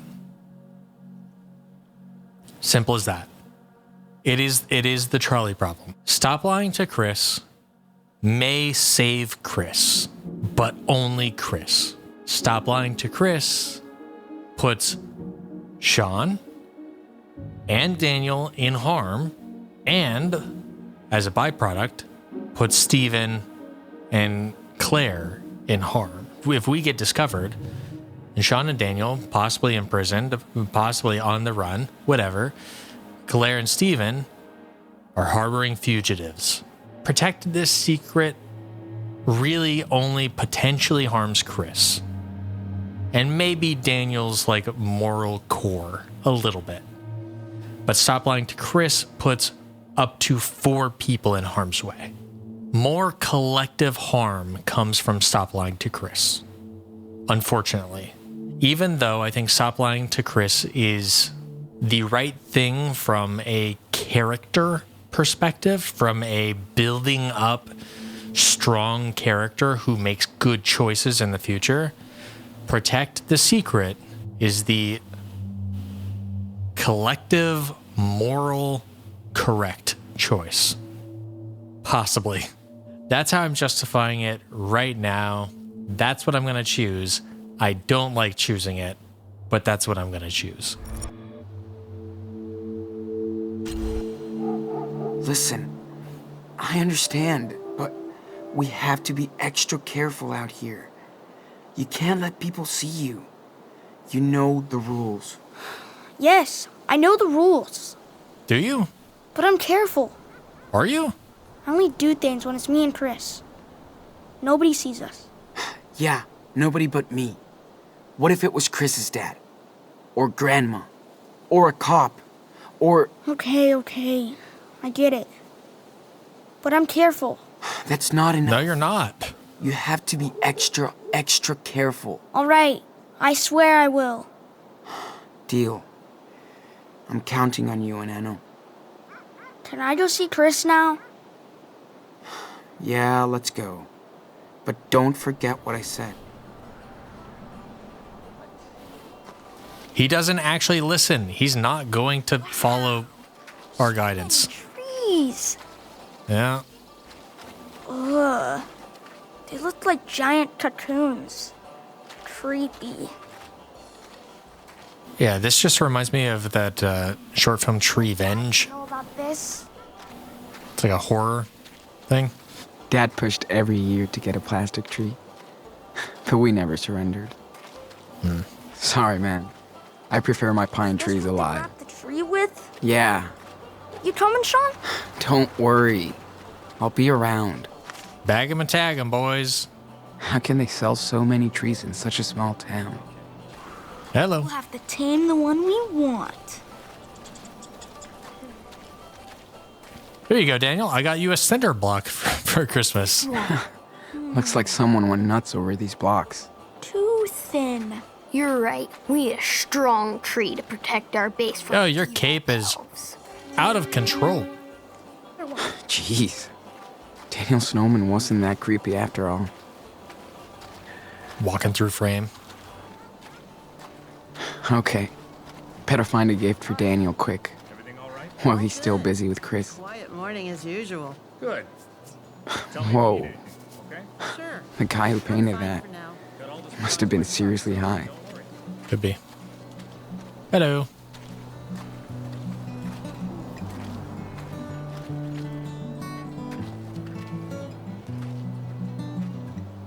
She looks so out of place here. Cool. We'll eat for food. You and me both.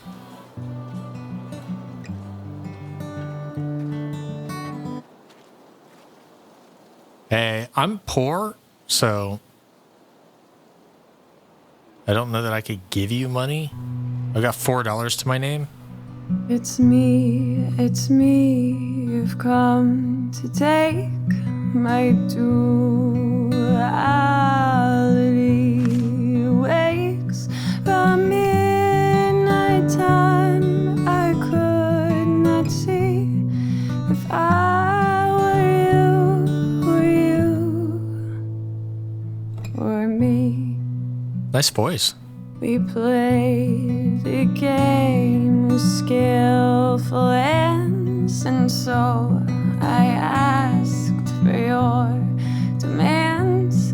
Give me your love, give me your gun, and he traced us back to where we begun. And so the morning came and swept the night away, and I was looking for a way to disappear amongst the quiet things and all these empty streets. I found a way to reappear. Woo! You made it all the way through. Yeah. Weird. You got a crush on me or something? What? Oh, you have a bit of an accent. No, I mean, it was pretty cool. I just... Relax, dude. One artist to another, you know? You listened. People are usually too busy to care. Yeah, great voice. That's what I said. Small town. What does that mean? Got nothing better to do. Rude. You have a great voice. You should be on one of those singing shows. That's kind of nice. Not really my thing, though. Oh, sure. I hate TV and show business shit. I know how that goes. Thanks for the music. And good luck. See ya. See you later. If I can afford to buy something for Daniel and then come back and give her money, I'll do that. Hey, I do weddings and bar mitzvahs as well. Anyone interested? Not me. Time to take the pen, dude. Time to take the pen, dude. What are you drawing? Whoa, it's so cool. It is, Are right? you like a professional? Nah, more like the opposite. You could draw comic books. The awesome adventures of Captain Spirit and Superwolf. Pretty rad for a Hollywood name. Yeah. I'll think about it. Hey, can you add something funny to your drawing? Funny? Like what? I don't do funny. No. Something cool. Okay. Big question. Zombies or UFO? I think neither of these are funny, but they're kind of cool. I'll do spaceship, space lover. Gotta do it. What about a giant spaceship flying over Beaver Creek? No. He just goes, not good. Hey, look, Daniel's in the reindeer face. Time to take the pen, dude. I hope I can draw like you one day. Yeah. Sure you will, man. Just practice. You'll get there. I would like to be able to draw a portrait of the guitar lady. It's like, hey, I might not be able to give you money, but I could give you this sick-ass portrait. Can I draw you? Well, I could speak. I don't want to do so until I've checked out my options here. I miss Dad's Christmas at all. Ugh. Yum. It's weird to have all this food around after a month of ravioli diet. True. Looks great. Sorry, were you talking to me? Funny how all small towns always sell the same handcrafted crap. $5 cannot do it. Maybe I can haggle him down. Barter with the guy. You won't Holy find better deals shit. in Beaver Creek. Hey, what's up, man? Hi. Good morning, young man. It's nice to see a new face in this old town. Don't remember my face. It's a super cool market you got here. Small towns are the best for Christmas. Who are you staying with? Mind your fucking business, dude. Excuse me? I'm just gonna walk away. Can I just back out and be like, never mind, I don't want to do business with you. You're asking too many personal questions. Do I say the Eriksens? It would kind of make sense contextually. At a motel would seem suspicious. It's like when I was at the gas station and I was like, oh yeah, I'm camping. I'm just camping by myself. It's just like, what? The Eriksens might kind of make sense. And then it's also like not tying me to the Reynolds necessarily. Oh, I'm at the Eriksens? Ooh, you're with Charles? That's good. Didn't know he had any relatives. Not related. Just stopping by. I would love to leave this conversation. The question is, if I say not related, that'd be great if Sean can pull it off. I don't know how he would explain it. He could just say, like, friend of the family. Something like that, you know? Oh, we're not related. Let's see how he plays this off. Friends with Chris. Gotcha. Okay. I like his son. Nice. Funny little guy, despite everything. Anyway, welcome to Beaver yeah. Creek. If you need anything, just holler. Okay, we got through that. I did not like that conversation. Sell But handmade local products. Come take a look. what the hell are these? Funny how all small towns always sell the same These like candles crafted crap. or something? Hi, everybody. The best We're taking a Christmas year wreaths are off to here. run away from Decorate your cops. front doors with Daniel has something got truly telekinesis now. Hope you're doing well. $10. Quiet morning. Hi, my name is Bart. Who the hell are you? special. Each of our wreaths is unique. Special price if you buy two. Yoink. Is that a yo-yo? Grab something out of this. Daniel had one back home. Bet he'd love this. Steel yo-yo. I am tempted. I don't think I'm going to do it, though. This is so different from Seattle. Don't know if I can get used to it. Dear Santa, we've been good kids this year. Please explain this hot mess. Okay, so I feel like my options right now are... I obviously cannot afford Welcome, kid. anything else. Hit me up if you want anything. No, please stop talking to me. I can grab one of these and maybe haggle him down to $4. Or I could give money to this lady. Those are kind of my two options. I could talk to this lady, but I sort of don't want to be cornered in a conversation again. Decorate your front doors with something truly special. Hi. This is a nice collection. Why, thank you. I make them all myself. I'm sure.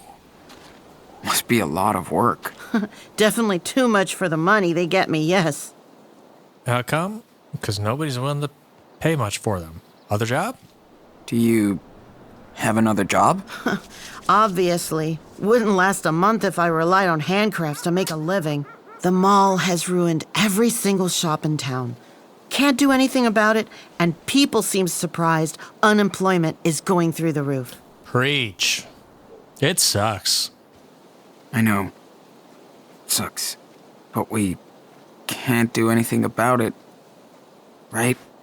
I like to think there's always a solution, however frustrating that thought can be. Anyway, you've got better things to do than listening to an old lady ranting about capitalism. No, the hell I do not. It's cool. Don't worry. Well, thanks for hearing me out anyway. You have a nice day. What is the saying? Seize the means of production? Man, it would have been so cool to have one of these before coming here.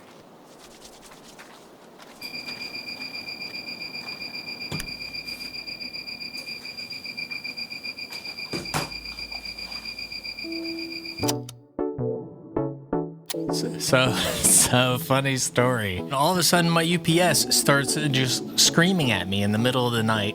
And so I dropped down to mute it, and I accidentally turned it off. My computer's plugged into my UPS, so I turned off my computer and my monitors and everything. And, mid-recording. So that was cool. Although, shout out to OBS, because I was convinced that I had lost 40 to 50 minutes of that recording, and I lost nothing. It recorded all the way up until that last second. I was quite nervous. I booted the computer back up, and I saw that the video file had 0 kilobytes. So all that data must have been stored somewhere and had not yet been fully compiled into the MKV.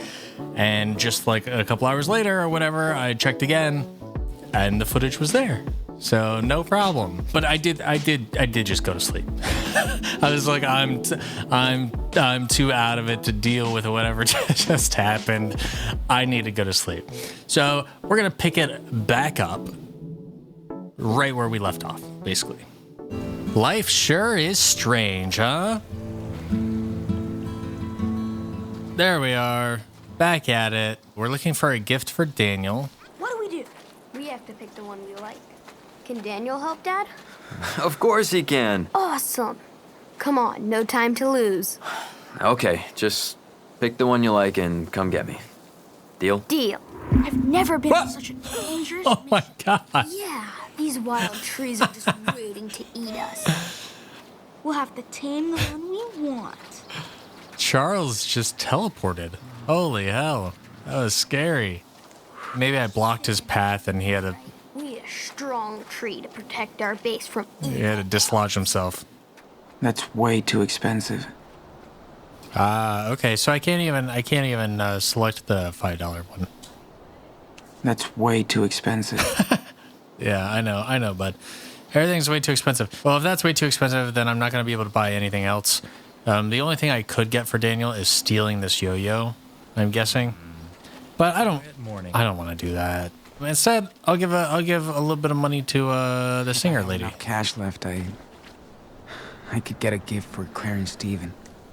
Yeah, that's not going to happen. I don't have enough cash for Daniel. Find Daniel a Christmas present. Damn.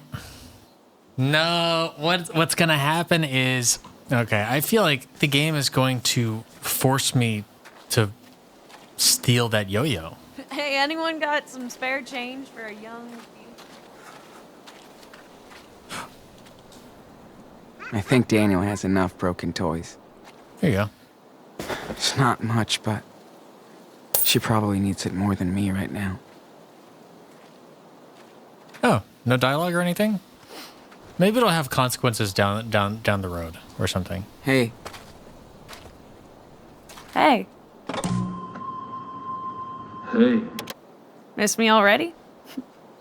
What? No, I mean... He's so Just awkward. messing with you. It's nice to chat for a change. Me and my friends have been crashing here for the week. Oh, nice. Nobody Same.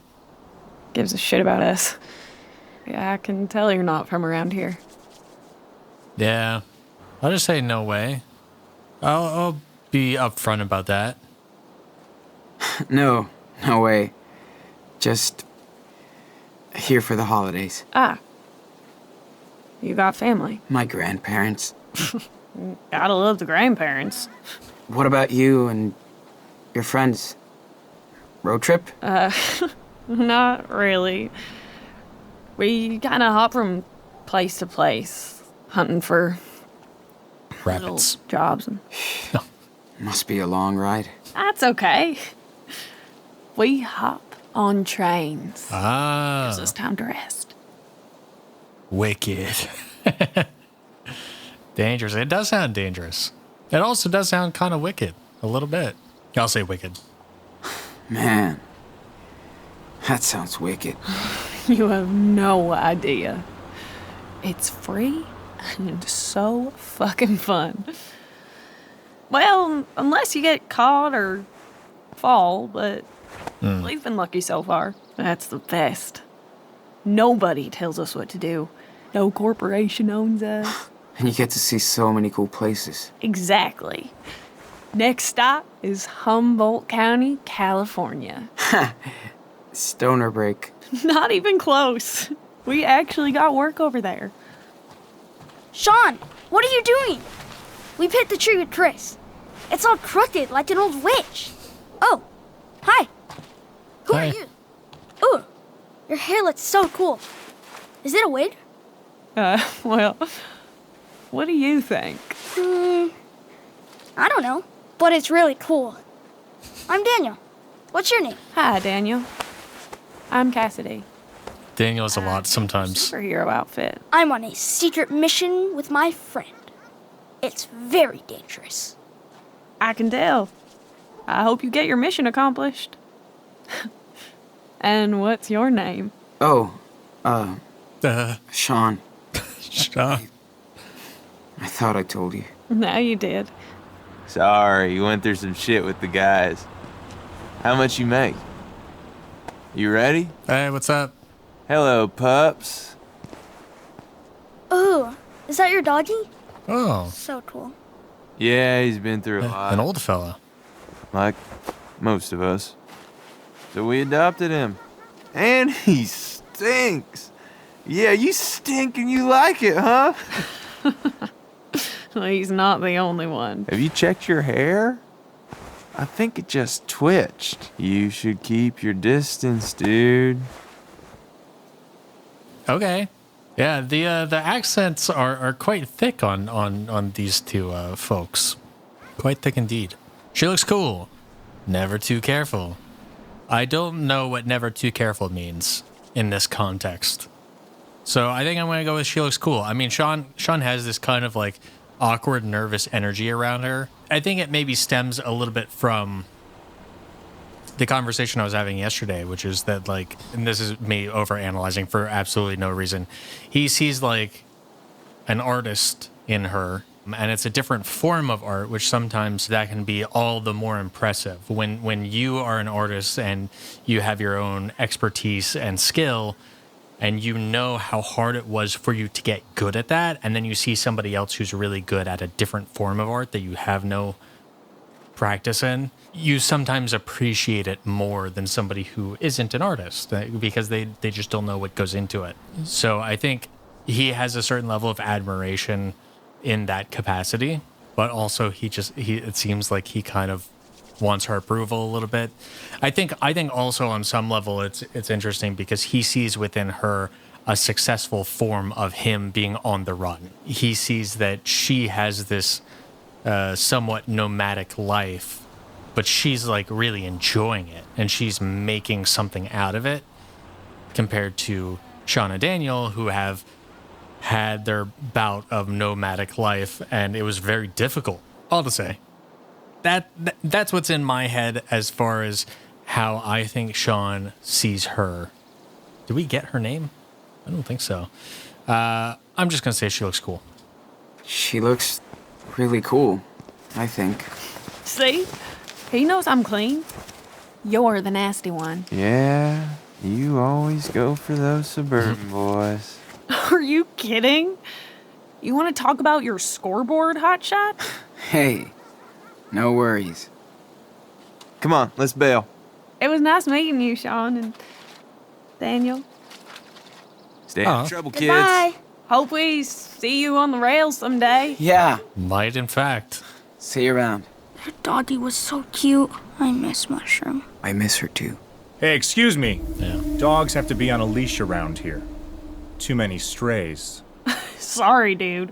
We don't do leashes. Well, the city does. An unleashed dog is liable to a fine, so... You're gonna fine our dog? Well, that's not very nice. It's not how that It's works. illegal, too. And you don't live here, right?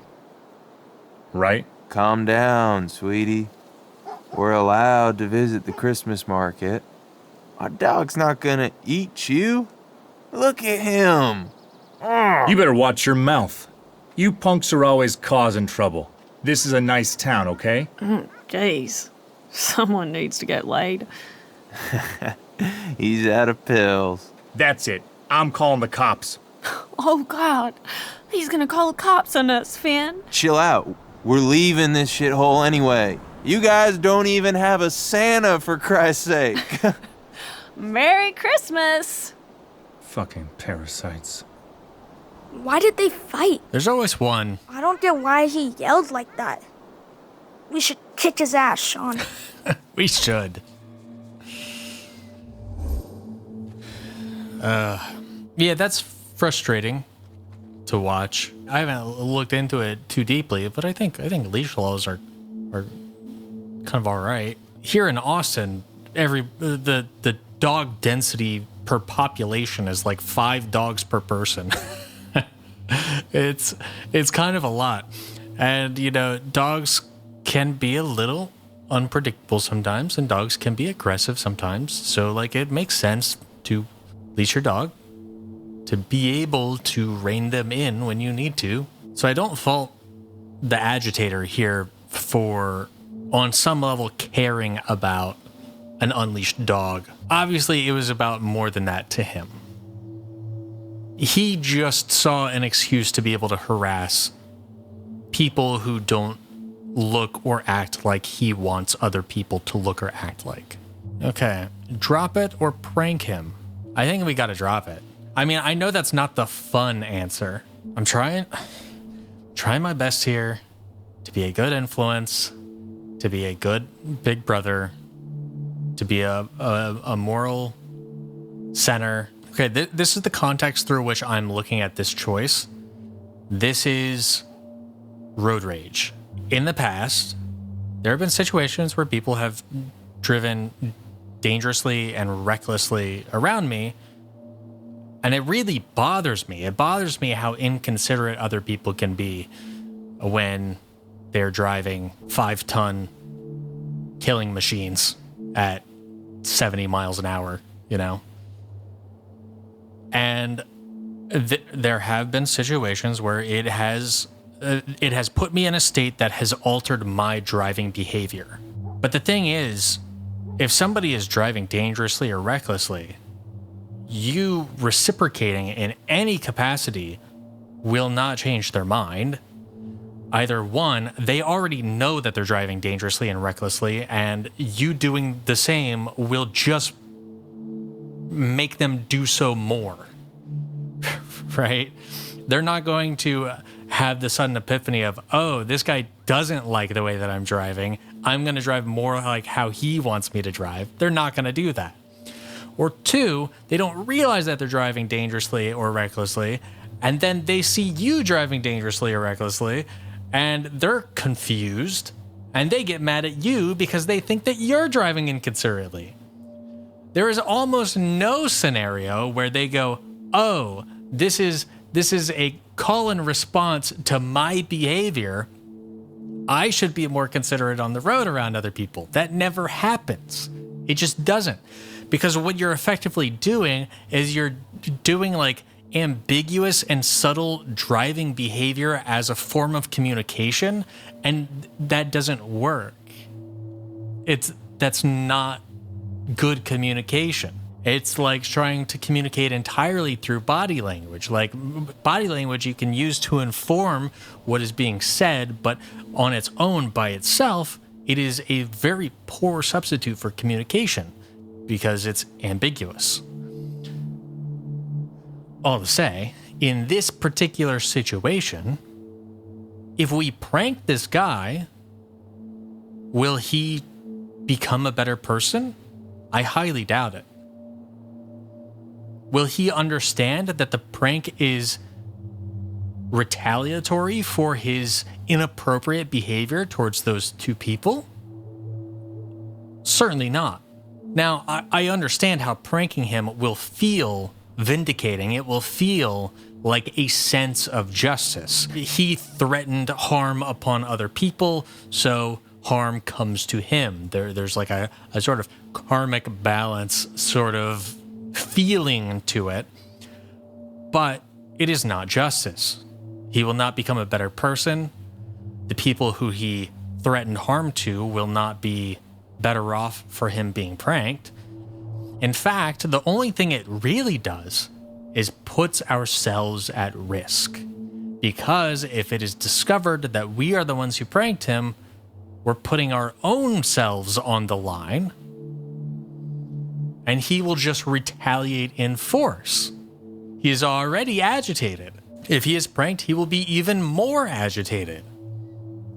So, while yes, I would love to see him pranked, I would love to see what that option offers, I have to drop it. This is also very similar to the cougar choice.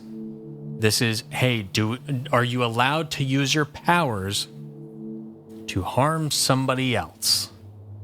Now, this is less harmful than maybe the cougar, so I could see how somebody might play this game, choose to not harm the cougar, but they go, oh, well, if we prank him, it's harmless. But the cougar, Daniel was threatening to kill the cougar or something, right?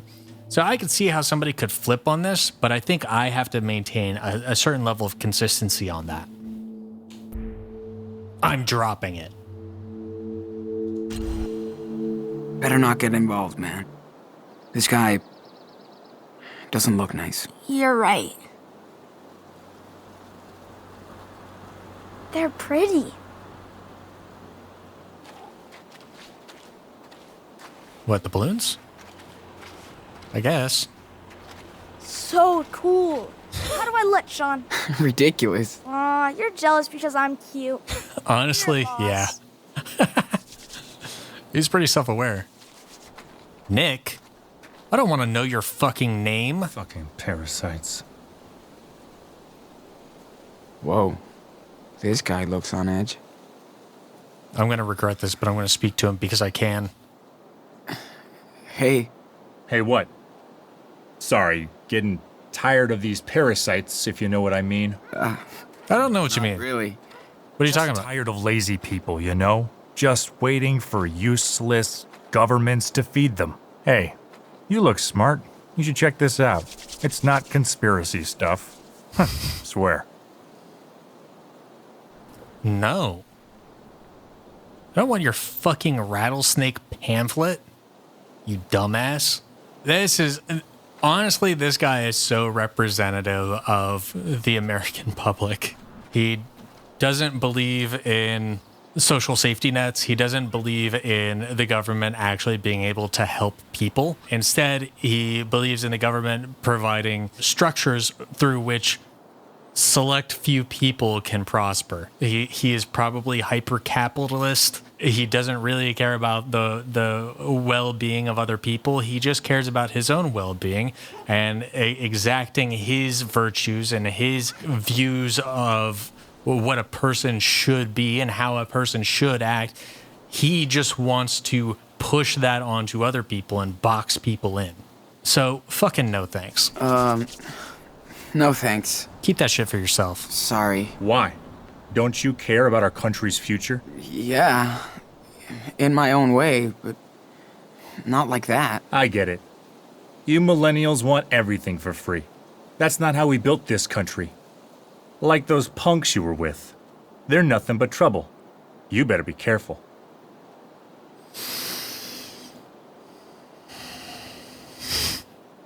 Millennials want everything for free, huh? Buddy. We have it so much worse than so many generations before us. In some ways. And I mean, in some ways, like you know, we have all this technological innovation, which is kind of good, but also kind of shit at the same time. I can't buy a house with an entry-level jobs income straight out of high school. That's some boomer shit. Also, we don't want things for free. We want to pay for things that help everybody. I mean, that's not millennial shit. That's leftist shit. It's not free. It's free at the point of use, but it does get paid for, just like anything. Okay, this guy. Also, his argument doesn't really make sense. Like, oh, you don't care about the future of this country? Like, what is me rejecting your pamphlet? How does that prove your point? It doesn't. It doesn't. You just want to leverage something that you think will rile me up and reinforce your own worldview, even though it is illogical at its root core. Like a lot of his arguments. Like a lot of other people's arguments, too. So the punks I was hanging out with, they were not hurting anyone. Thanks for the warning. I would say thanks for the warning, but only if I'm saying it in a capacity of being dismissive to his argument. And I say that specifically because if I say they're not hurting anyone, this guy's not going to be convinced. Right? That is not a convincing argument for him to say, oh, actually, these people that I have a preconceived notion about, I have a bias and prejudice toward. Oh, you've just logicked me out of this illogical hatred I have of them. Like that's not how that works. And I am nobody to him, so my opinion means jack shit to him, right? So like, I'm just not going to be able to convince him because of that. So not hurting anyone, like, it'll be like I'm talking to a brick wall, right? Just as smart as a brick wall too. But thanks for the warning. At least kind of says like, yeah, okay, I hear you. I'm moving along now. All right, cool. Thanks for the warning. I just kind of hope that Sean doesn't like fully capitulate and say like, oh, I am enlightened now. You have sufficiently warned me. Although when I say it like that, it does sound quite sardonic. So maybe that works too. Thanks for the warning. Thanks for the warning. I just wanted to hear the song. Yeah, don't. That's do that. how they end up getting your money. It's great to live off your talents, but come on. They're not achieving anything. Hey man, you got $1 is not fighting the power. This is why our country is broken. No, it's not. Deadbeats. Okay. I do kind of regret talking to this guy. You don't know them. True.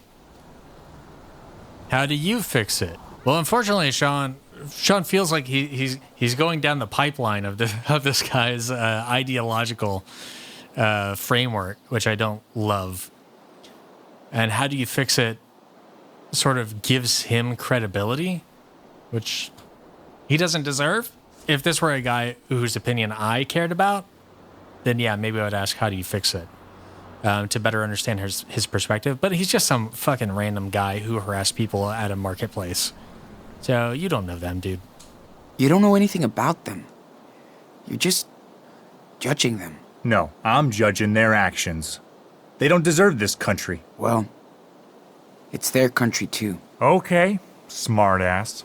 I see where this is going. As usual. Sorry to bug you. Hey, As usual, we just met. Well, as usual. No worries. I don't mind talking about that stuff. Good luck with, your life. Everything. All right. All it took was an ounce of pushback. Hey, what's up, man? You got an opinion about this dude? Better find a gift for Daniel, quick. The best Christmas wreaths are here. There's only one gift, and it is this yo-yo, and I don't want to steal it. I won't come back into town. They're gonna make me steal it. Daniel a present. I very strongly dislike this. Hey, do you have groundhogs instead? Just kidding. Shut up. Add a rose for me. Stop cheating on her, for Christ's sake. Gotta tell Gus about this. What the hell? I don't want to steal the yo-yo. I didn't want to even come here in the first place. If I have enough cash left, I could get a gift for Claire and Steven. I don't. You know this. You know I have $3 to my name. I would like to protest this action, but the developers have railroaded me into being a thief. I know it sucks, but Daniel deserves it too. Right? Okay, leave. Get the hell out of here. Don't talk to anybody, don't look at anybody. Hey, you guys ready to go? Yeah. All done. Cool. Hop in.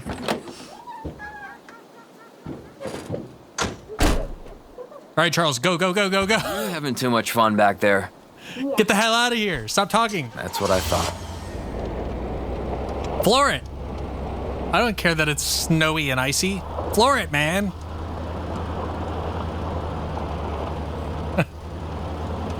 Just got away with the heist of the century.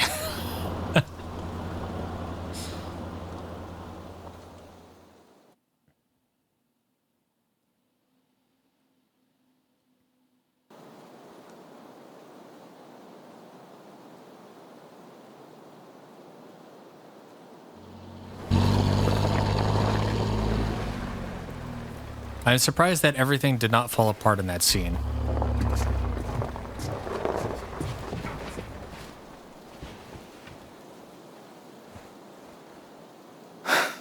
Heart to heart? It's like Daniel found a new brother. No kidding. He dumped me like a rock. I'm glad you two came along. It's great that Chris found a new friend out here. It looks like you did too. Huh? What's her name? Who? Oh, the guitar lady. I was like, what? Huh? I thought he was looking at somebody and saying that I found a friend too. Did she say her name? That it was Cassidy? What's your name? Hi, Daniel. I'm Cassidy. Yeah, I guess we were friendly. Cassidy? Cassidy. Cute name. Do you like her? Yeah, she was cool. She was cool. You're too quick! Ah! Anyway, Got ya! it's good for me to get out too. Yeah. We've had a rough time over the past couple of years. My wife, Emily, she died 2 years ago. That's more recently than I thought. It was tough on Chris. Sure. Shit. I'm sorry, man. Hey, my mom's gone too. It's been a struggle. A lot of parallels, huh? Especially trying to be a good dad. Why are you offloading onto this kid? I mean, I guess he doesn't. I guess Charles doesn't really have any friends. Not anymore. Not after he kind of got fired and everything. So it is nice that he is able to confide in somebody. But it does seem like a lot to put onto this kid that you just met. Doing your best, having problems. I'll ask the question, having problems, because I don't want to assume he's doing his best, because I know he's not. I mean, sometimes he is. He's well-intentioned, but he's not exercising his moderation enough for it to be his best. And I don't want to let him off the hook by telling him he's doing his best, because I think he knows that he's not. So I'll ask him if he's having problems. Hash it out, man. Do you have some kind of problems? I'm just not the man I was. I shouldn't have even brought this up, just forget it. That's what I'm saying. This is interesting. No worries, or my grandparents are worried. I feel like I want to say my grandparents are worried. No worries is the answer that allows us to just move on, right? Path of least resistance. It says, hey, you want me to drop it? I'll drop it. Let's move on. Let's talk about the big game or some shit like that. My grandparents are worried. I like because right now he's being vulnerable and he seems a bit clear-headed for once. I feel like Charles is in a place where he feels like he can get away with not doing his best and nobody will notice. I know in his core, he knows that Chris notices, but I suspect he feels like he's a cool enough customer that nobody else notices, and me saying that my grandparents are worried tells him that his actions are showing to the neighbors. His actions are showing to people around him. He is slipping in a way that is quite visible. So you need to tighten your shit up. You need to get it together, man. And the nice thing about my grandparents are worried is that it's not attacking him. It's not blaming him. It's not saying you are doing a bad job at being a dad. It is saying whether or not my grandparents' concerns are true, you should know that they are concerned because they feel like this is true. Now, the one downside to my grandparents are worried is that it might make him more careful just around the grandparents. So it might make him sneakier, not better, which in some cases is worse. You want it to be visible. You want it to be known. But I think this is some level of accountability that I'm giving him. Claire and Steven seemed a bit worried about you guys. Well, they stopped by yesterday. They really seem to care about Chris. Yeah. But I'm afraid they get the wrong idea sometimes. Claire threatens to call social services. That's true. We are not your usual pretty happy suburban family model. But I know things haven't always been good for the Reynolds either. True. That's a good point. I mean, I don't think that invalidates Claire's concerns. But Claire is hard. True. My mom left. That is true. That I like that option because it gets Sean to open up about something that he's usually quite closed off about. And it also gives Charles a little bit of insight into the sort of family dynamic over at the Reynolds house. Even though it's kind of none of his business, he's opening up. It makes sense that I would open up a little bit as well. They are nice. I don't love that. I mean, it's fine. They're nice is fine. But that basically invalidates his feeling of they have the wrong idea. He's allowed to feel that even though I think Claire has a decent idea of what's going on. So I like Claire is hard because it gives him some idea of what he's up against and that like, hey, like don't take it personally. She's kind of like this a little bit. But I'm going to go with my mom left because that gets Sean to open up to Charles, and then Charles will maybe be able to see some of the parallels between Sean and Daniel and Chris and see how much we have in common. And then it might also get Sean to work through some of these complicated feelings he has a little bit. That's my thinking. Yeah, my My mom left my dad a long time ago. She never came back. She broke all ties with her parents, too. Sorry for bringing that up. It's okay. I hope they don't stress out because we haven't come back. Yeah, we should get you two home. Don't keep them waiting. Yeah.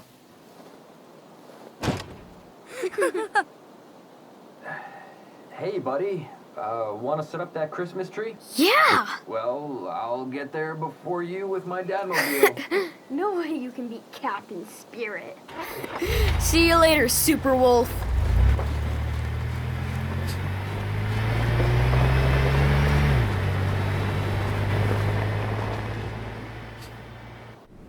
So goofy.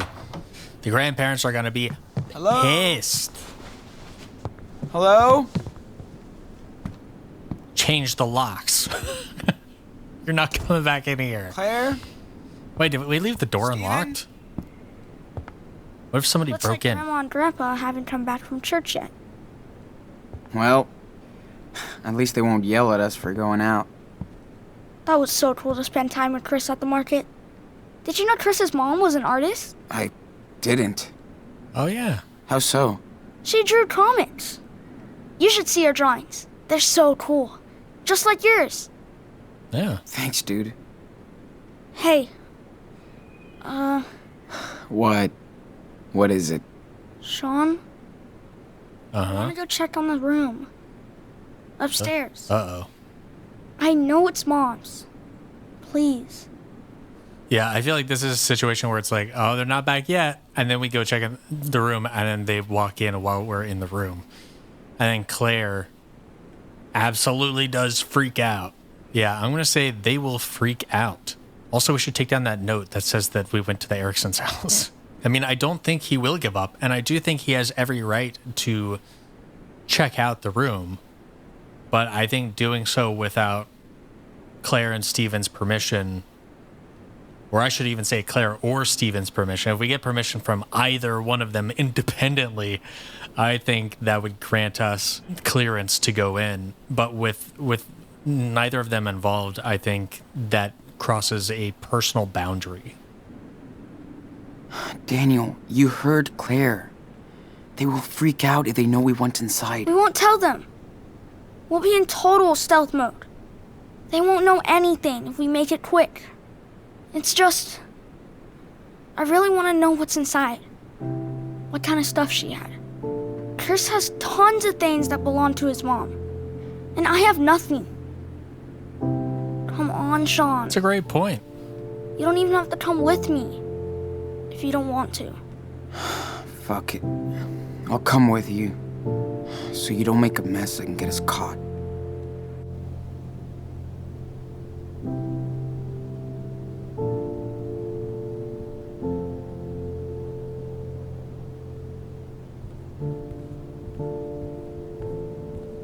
Seems like a bad idea.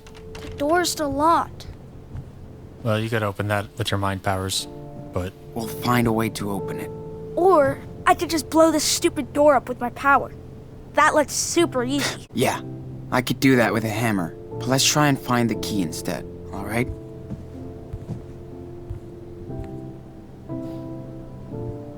I'm just gonna clean up real quick.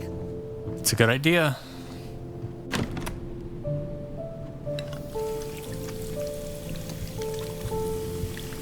Sharp objects. Bit like Claire. Yeah, I guess so. Come on, little key. Don't be shy. I'll stay here in case they come back. How much more Irish can you be? Is this the grandparents' room? I guess so. Wonder what would have been different if Dad had taken us to church. Probably not a lot. Didn't know Claire had sleep troubles. Why would you know that? I guess it kind of makes sense.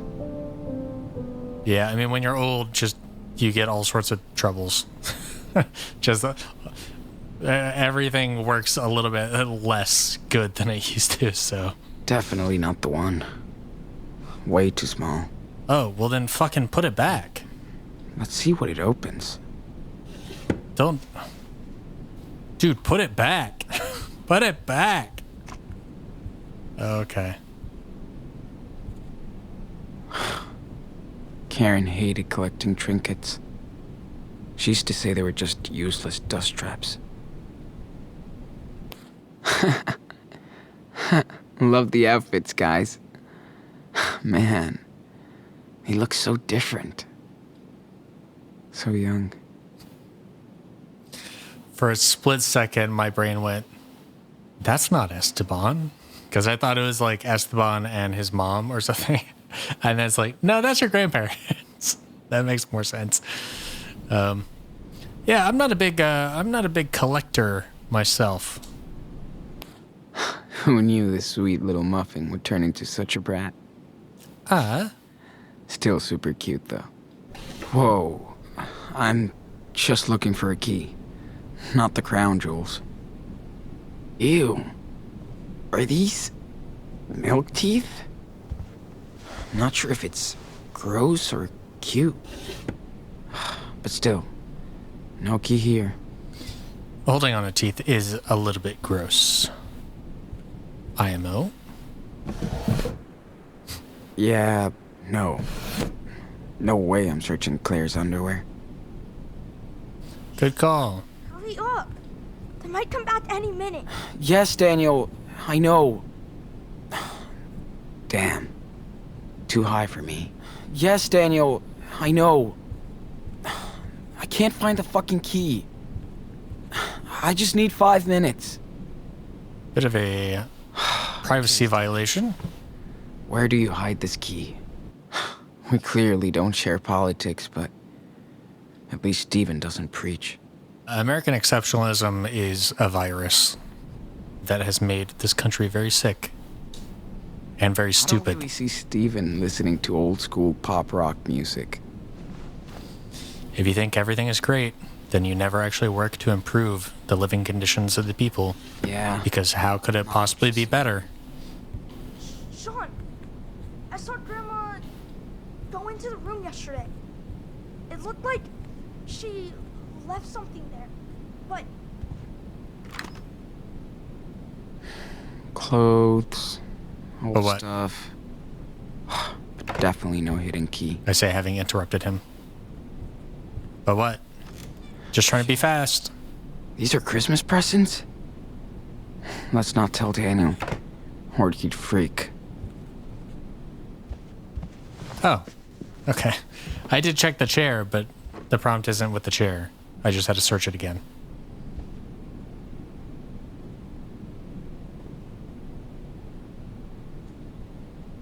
Karen's smile in this picture Wow. kind of reminds me of Daniel's. That makes sense. Would be cool to ask Steven about his firefighting career. Yeah, you should talk to him about Used it. to have tons of things to tell.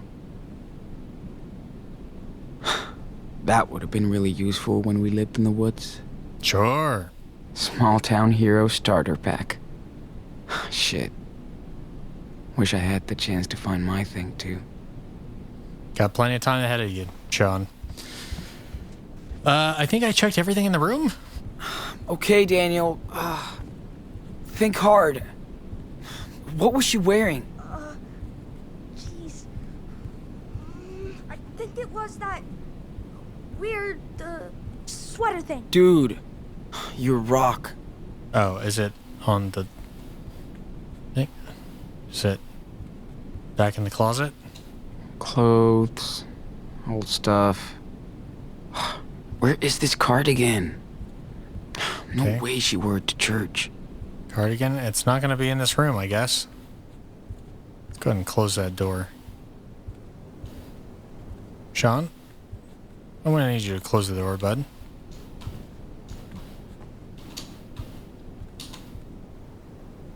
Okay. I didn't realize I was going to go into a cutscene for that.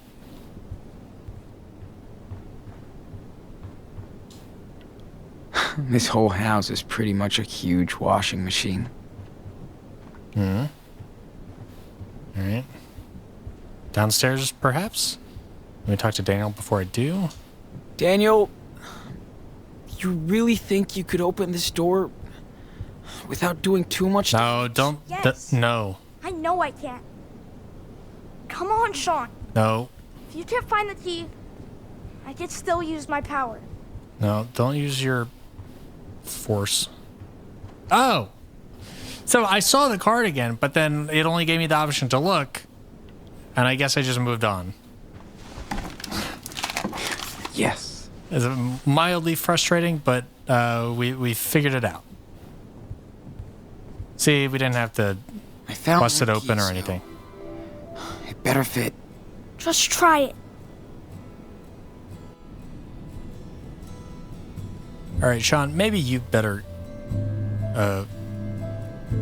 Wow. keep an eye out for them coming home. Not that much left. Where do you think they put the rest of her stuff? Storage? She might have taken it. Yeah. It's her teenage room. I'm sure she sorted through her things before leaving for Seattle. The rest is probably packed in these boxes. Yeah.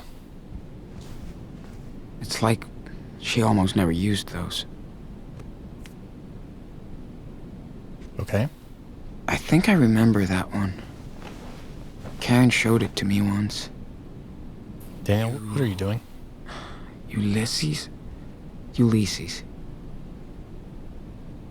Hey, Daniel. Check this out. His name is Ulysses. Like the hero? I guess. So cool. What are you looking at over here? Vintage hot dog man. Nice. Read a lot of these in the 10th grade. Yawn. Hope you enjoyed your trips. So you didn't bail on us for nothing. Still working through a lot of that, huh? I don't recognize any of these games. Ah! Daniel, chill out. Guess the no phone rule wasn't such a thing back then. Man, that pen pal sure loved listening to her own voice. Dear Karen, thank you so much for your letter. I thought you might have forgotten your pen pal. It's so boring out here, and your letters are the best thing ever. You were saying you get very lonely too, sometimes up there in Beaver Creek, so I'm glad we found each other. It is funny, not, that I have this big family, but I'm so jealous of you for being an only child. You get the whole house to yourself like a queen. I told you before how my stupid brother Keaton is such an immature boy, even though he's the oldest of all my siblings. He thinks he's so cool now just because he has a driver's license. Whatever. Just wait till we can drive, then we can finally visit each other. I hear my dad yelling about something, so I gotta bail before he gets to me. What does that mean? Please write back soon, and I'll write as soon as you do. Your only favorite pen pal, Emma. Heart. I miss you. Not. Oh man, I'm so glad people don't say that anymore. It was so dumb. Not. What a moment in time. I wonder if she went off to meet Emma. Maybe. It's our only lead so far. They looked happy. How could you send all of this I guess. to Al? I don't know, man. These pictures are so random. So, you were a friend of my mommy's? I hope she took good care of you. Crystal rocks. Is that an amethyst? Hey, we've all been there. She was into New Age bullshit. Well, not necessarily. She might just be a fan of geology. Did she take you with her when she went on trips? No wonder my mom loved it so much. Poem. Yeah. You finally left forever. Coward. Okay, come on, Sean. We're trying to be nostalgic here. Karen Reynolds, The Green Choir. I hear the green choir singing in the forest, in the ancient gray, wrapping me in their wood spell, their song, the roots like fuses that explode in reverse. When I hide in my heart, Hearing that sound, that makes me feel older than the forest, older than you, but younger than the crying river at my feet. If I slid into the soil, would the voices muffle, like my face in the pillow so nobody knows I'm there? I could sneak in through the wormholes, but that would only lead down. So over the treetops, over the river, I feel myself leaving forever. Low-key, I don't really like poetry that much, but it's a medium, it's a format that just bounces off of me. It just does not resonate with me. I'm not sure why. It often feels so self-important. It feels kind of pompous, but I also think I'm a little bit just like intimidated by it. Like either it's really easy to understand or it's completely incomprehensible. And you know, there's like intention with the spacing of everything and the line breaks, and you know, you can do a lot of really interesting aesthetic choices with a poem, which I think is cool. I don't know, it just doesn't work for me. Maybe I just haven't found the right poem. You're not that fluffy anymore, little bear. Ah. So Daniel taking the bear has opened up a new item to investigate. Let's look at everything else first. The playlist is boring as hell. Damn. She only had so much to work with back then. I miss my music. I'm not going to click play, because if I click play, we'll be listening to music. It'll be much harder to hear if Claire and Steven are home. Not only that, but they will likely hear the music from down there, and they'll know something is afoot.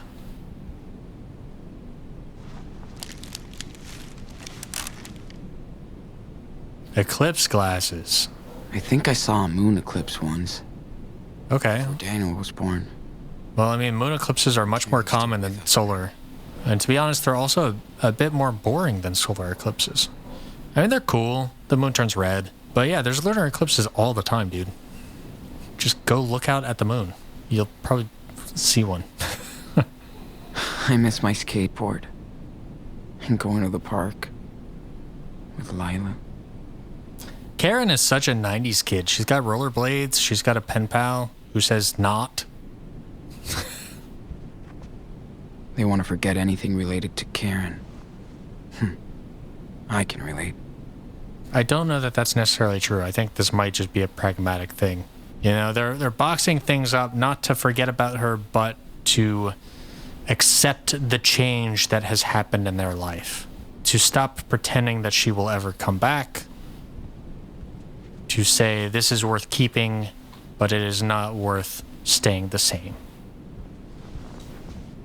These letters look pretty recent.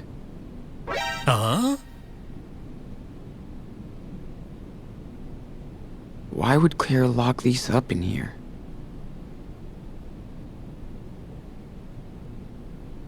Maybe she has kept in touch to some degree.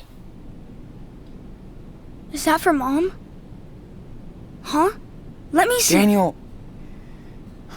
Come on.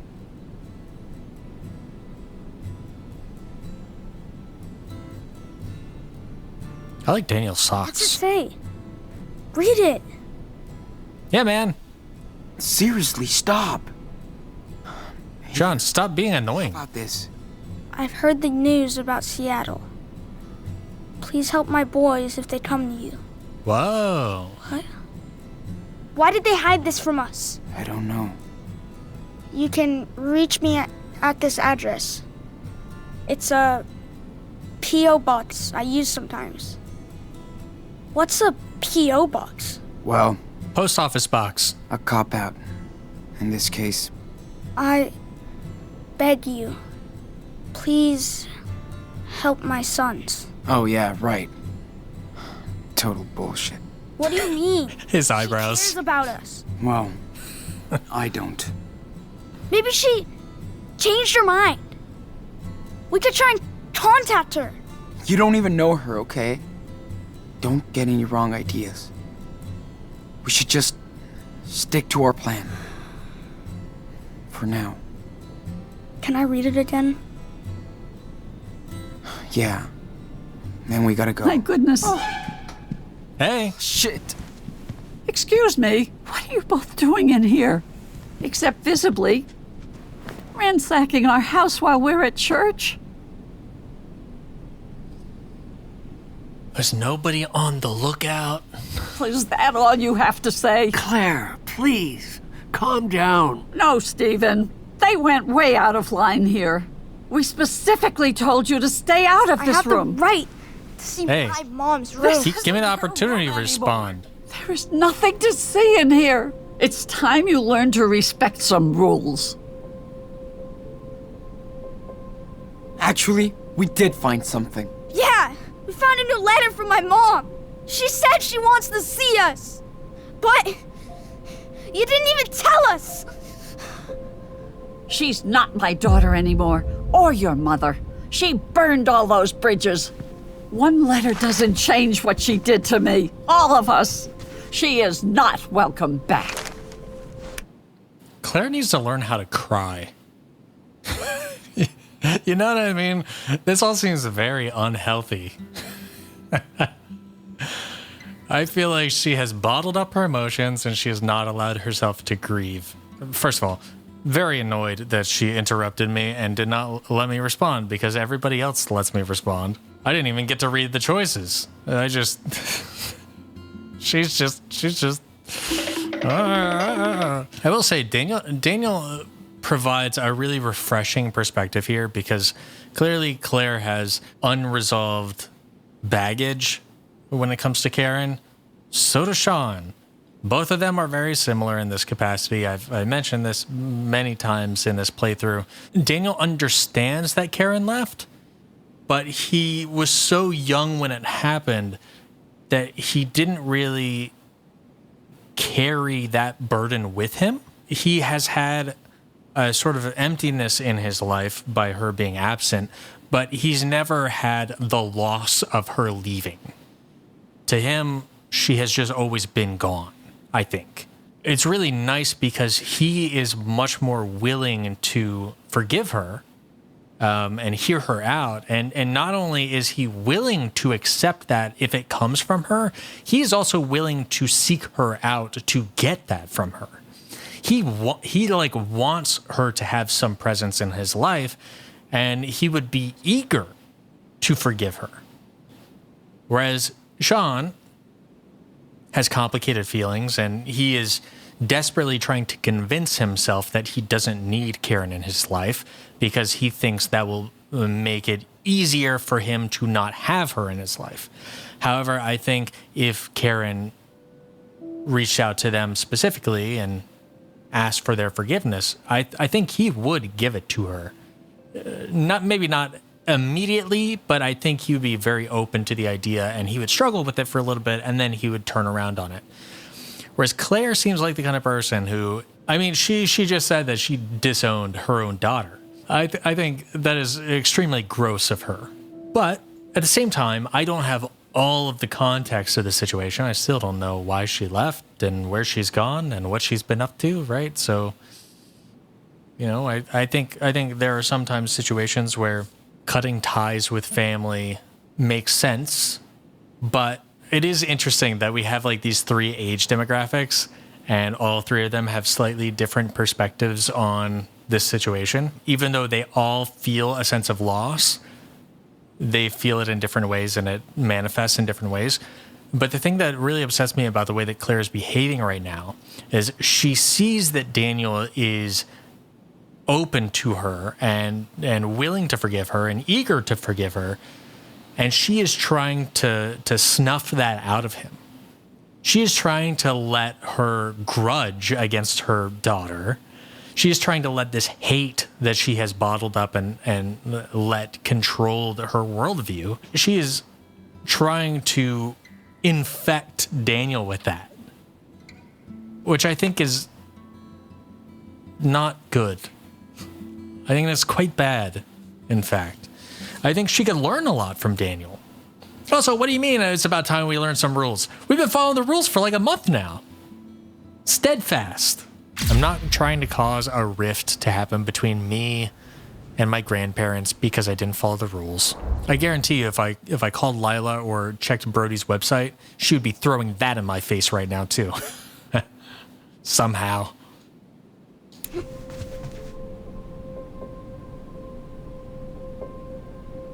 Just don't blame us for being curious about her. But I know her better than anybody.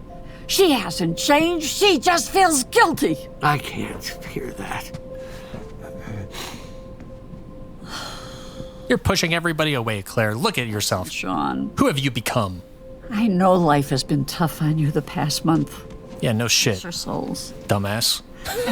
And we put up with a lot of things. Like what? But that, going through our stuff, our personal belongings. Oh, you're gonna kick us out now? That shows you don't respect us. We could go to jail just for helping you. So I'm gonna let you die. Now go live in the streets. Like what? This is how you pay us back? Well, things are just going to change around here if you want to stay. Okay. Man, I think I see why Mom left now. She couldn't put up with your stupid rules anymore. Oh. Sean, chill out. That's what you think. Then let me tell you something. Huh? Stephen! He's having a heart attack. God damn. Oh, shit! Get this goddamn... He's gonna use his powers. Stephen, no! Hold on, honey. We'll get it off. No! Stop! Oh, my legs! Yeah, go ahead. Do it. Do it. Claire, are you going to interrupt me while I'm thinking here, trying to make an informed decision? Or no? Are you going to let me stew on this and try to make the right choice? This is quite curious. So lift together or use power. Use power feels like it would be the safest path at this point.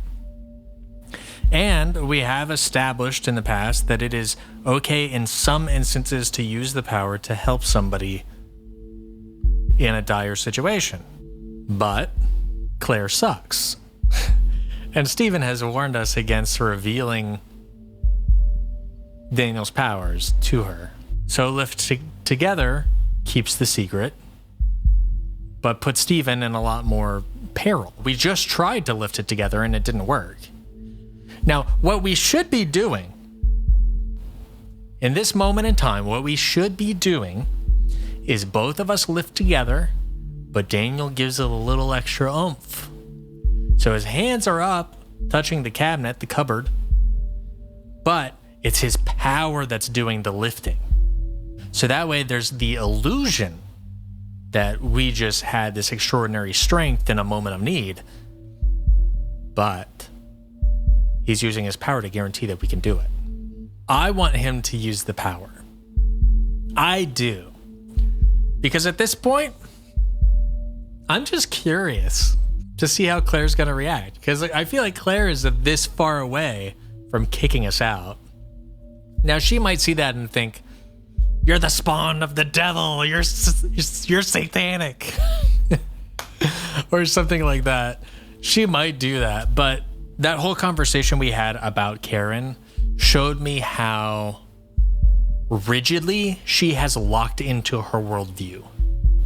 And showing that one of her grandchildren has telekinetic abilities, that has to stress test your worldview. I don't care who you are. That makes you rethink things. And she desperately needs that right now. She needs something to change how she thinks about things, and that would offer it, or it might lock her deeper into her worldview to some degree, or more closed off to new things because she's so confused. At the end of the day, Stephen's life is on the line, and I feel like we have to make the choice that offers him the best chance at survival, and I think that's using the power. Because when that day comes that the secret is fully out, I need to be sure that he knows when it's appropriate to use it and not. And this feels like a situation where it is absolutely appropriate to use it. And I just want to see how Claire reacts. I am so interested. Go for it, Daniel. Go for it. Do it, Daniel! Now! Do what? What's going on? Steven knows. Oh, Lord, what are you doing, Daniel?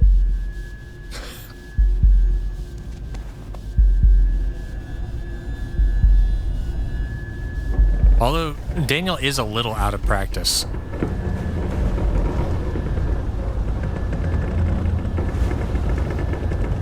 Okay, nice.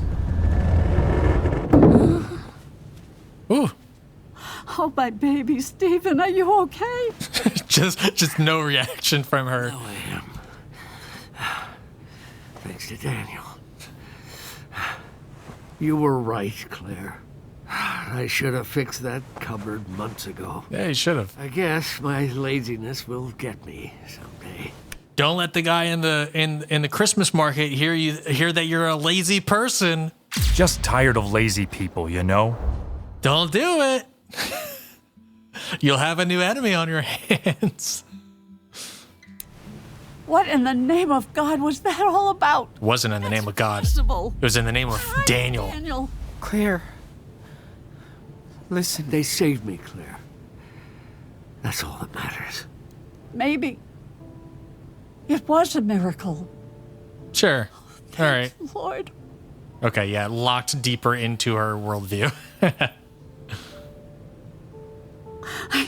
It's the sheriff. Stephen? Claire? Sean, I didn't. We didn't call them. I know, Grandma. Someone called us. We know they've been here. They were spotted at the Christmas market earlier today. I told you we never should have gone. What are you gonna do? Go hide in the garage. No. No. No way. If the police searches the house, that makes the two of you accomplices. Get your bags and go out the back door. I'll distract him. Really? Yes. Now, get the hell out of here. Get the hell out of here. I'm so sorry for everything. I accept your apology. Do more. I wish you could stay here with us. Watch out for your brother, Sean. Yes. Be careful. We'll see you as soon as we can, okay? Thanks. Cops about to bust in the door. Both of you. Oh, we love you. Now hurry up. Daniel, wait for me while I go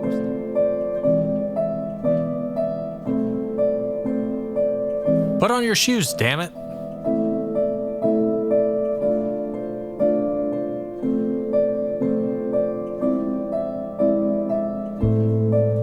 I told you it all went wrong because of the Christmas market.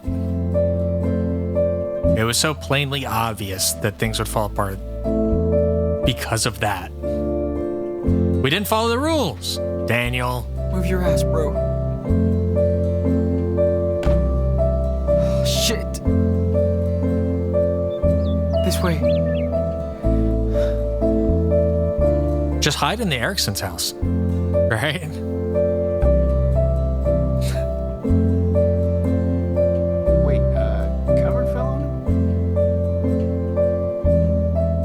Yeah, man.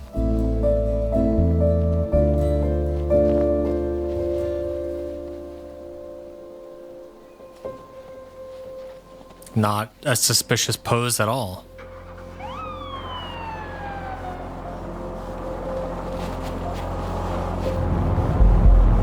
Chris!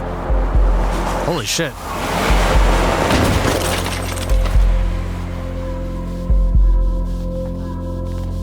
Oh my god. You just killed a kid, dude.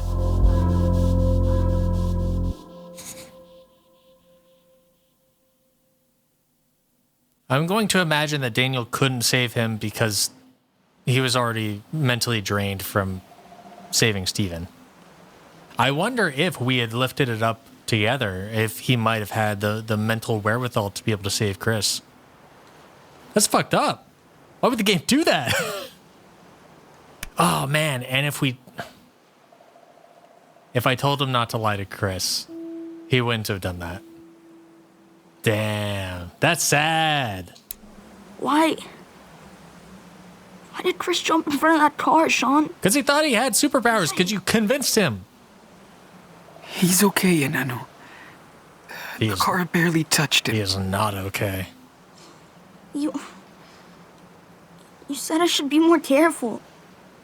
Yeah? But because of you. I didn't do anything, and I could have. Hey, you don't know what could have happened, okay?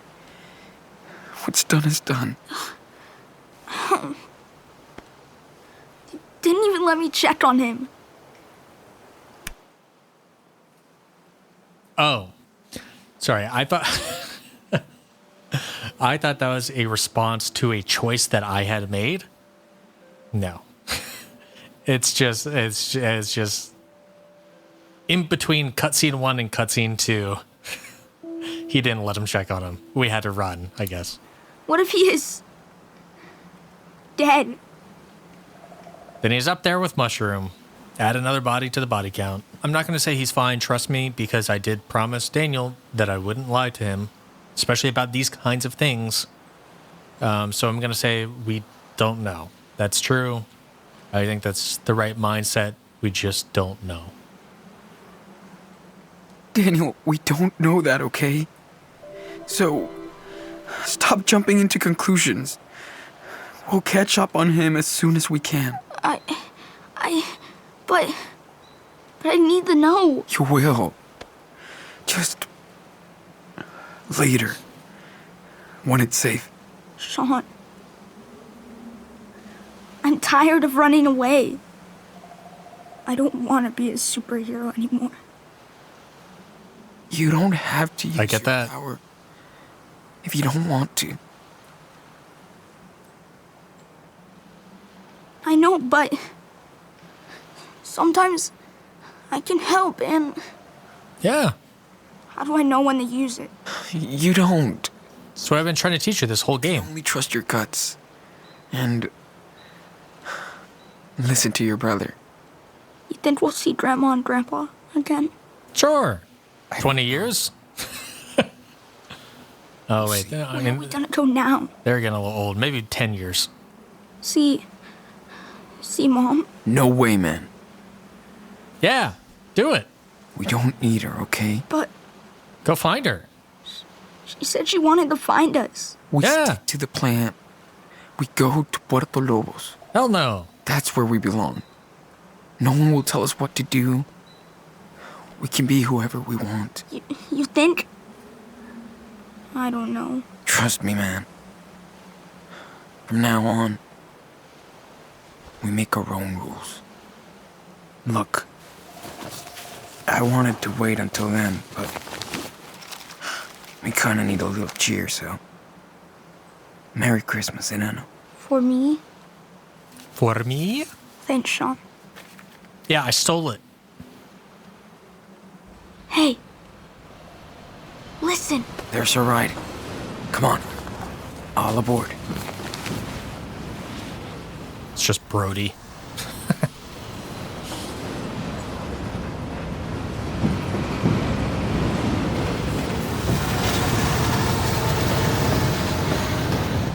Seems quite dangerous to jump onto.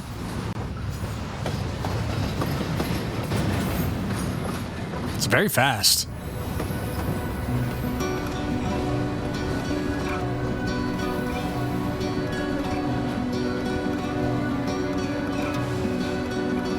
Looks like none of those are passenger cars or anything.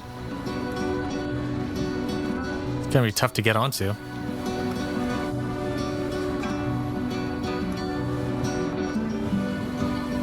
Okay, sure. I think it slowed down a little bit.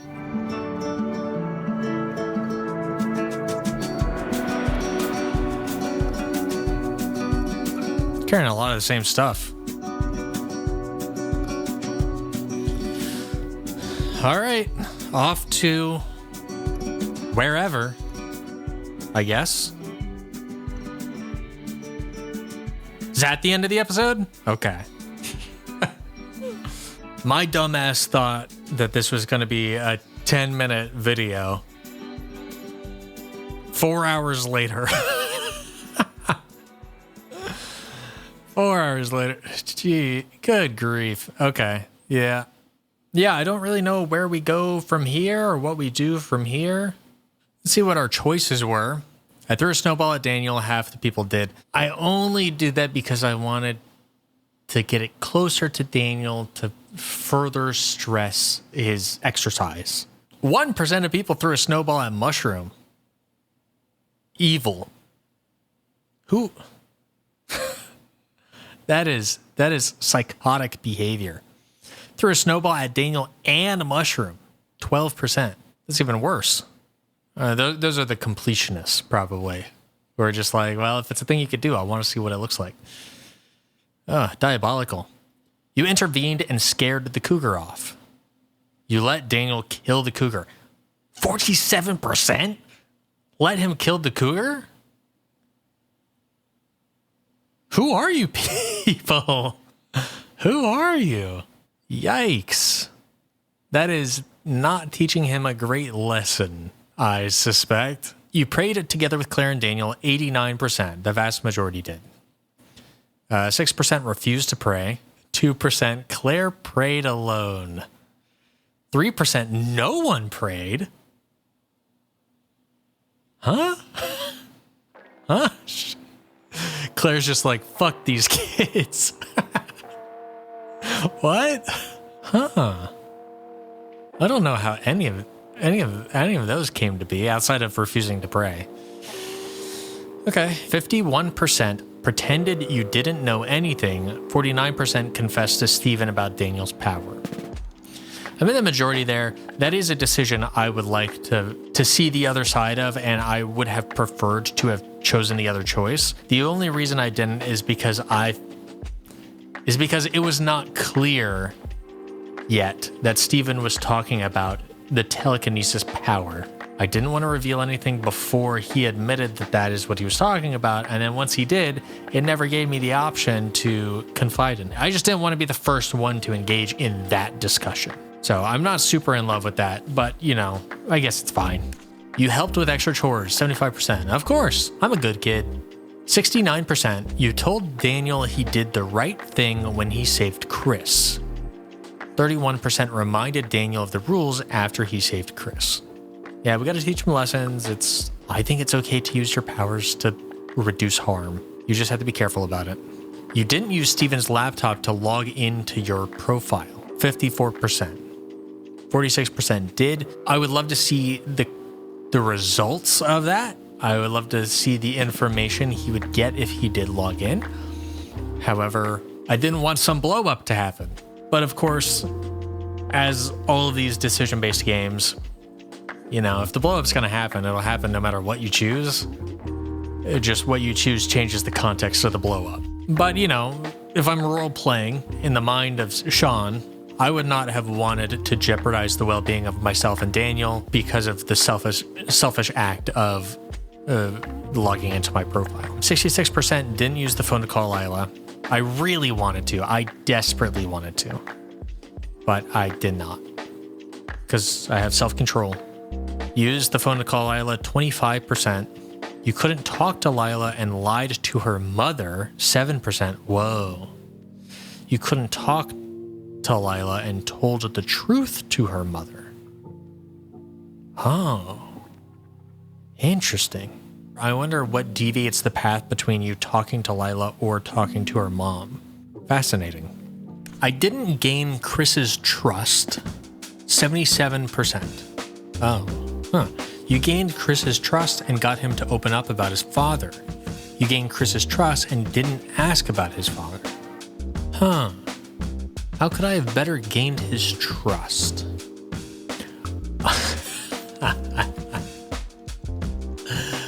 Okay. The reason Chris didn't trust me, I'm calling it now. The reason he didn't trust me is because my superhero name sounded like a supervillain. El Diablo Loco. Sounds sounds like a supervillain's name. If it sounded like a superhero, he would have trusted me. That was his gut check. That's really funny.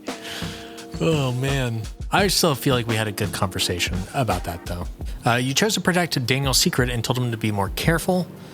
57%, 43% told Daniel to stop lying to Chris about his power. I deliberated that decision for a very long time, and that very likely led to Chris's death, which we knew was a risk to some degree.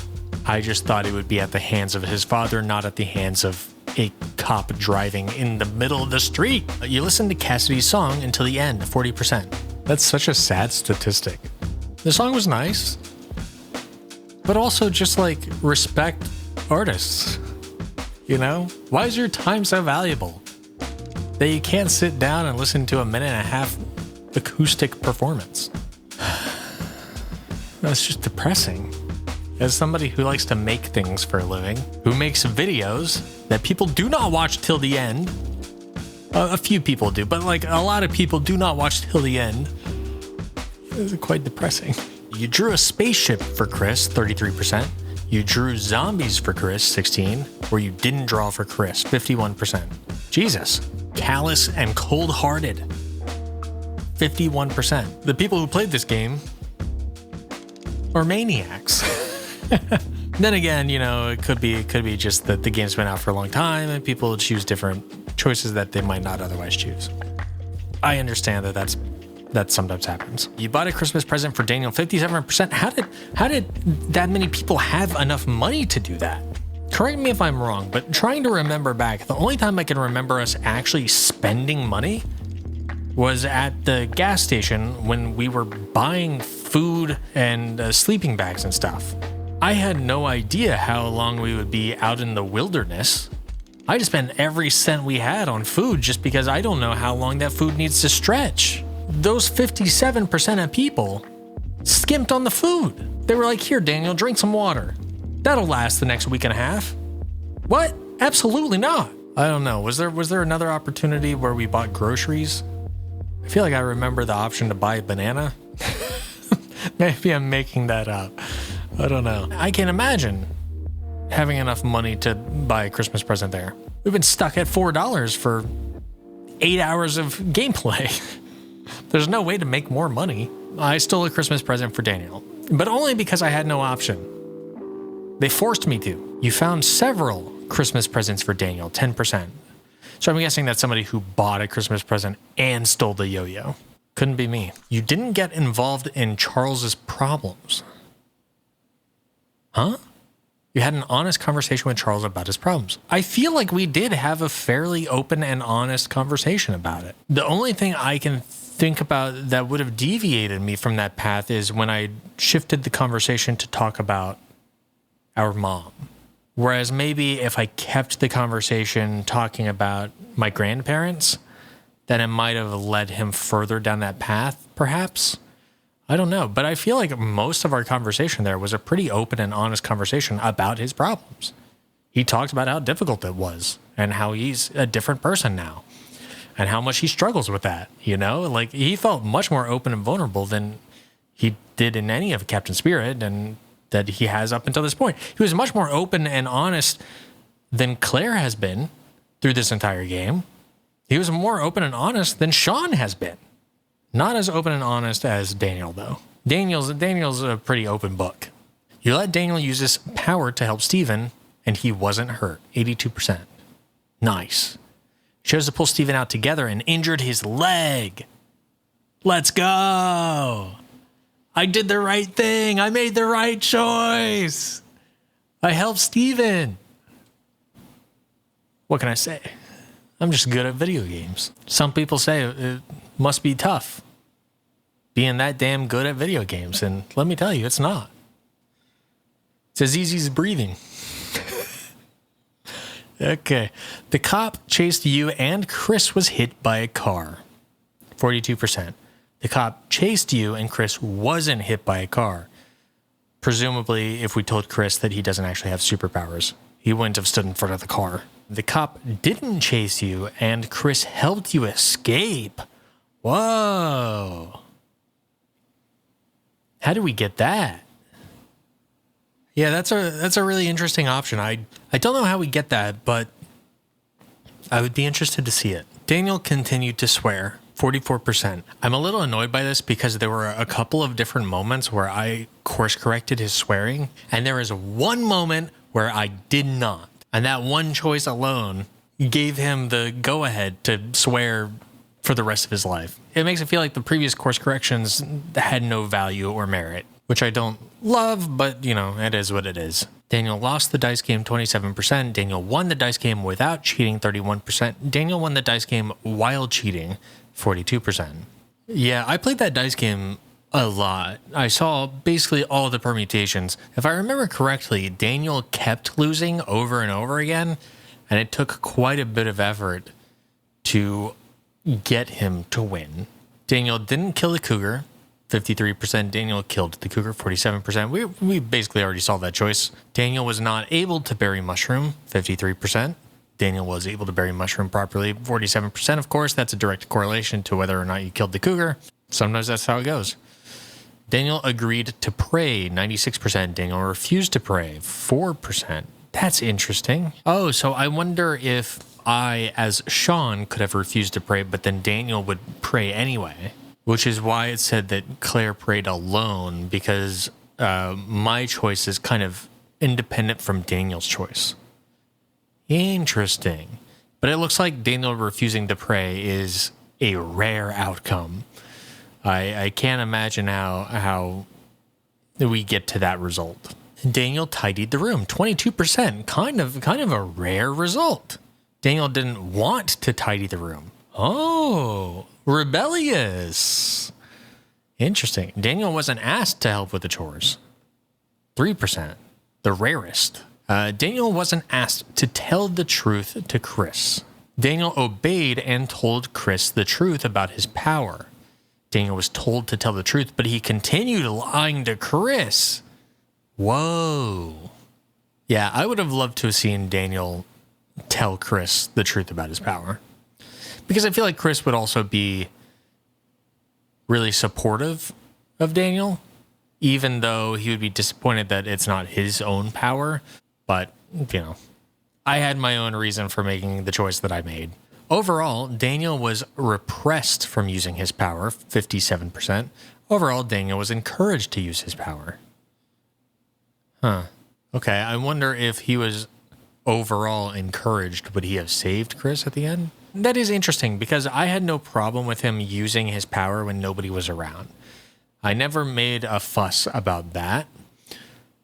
I just discouraged him from using it around other people, and I discouraged him from using it to harm other people. I guess there are a handful of little moments, like around the house, that he could have used his power with, that I did not engage with, mostly because it would have left a bunch of unexplainable things happening that would lead to the discussion of his superpower. I discourage him from using it for superficial means. Use it when it matters.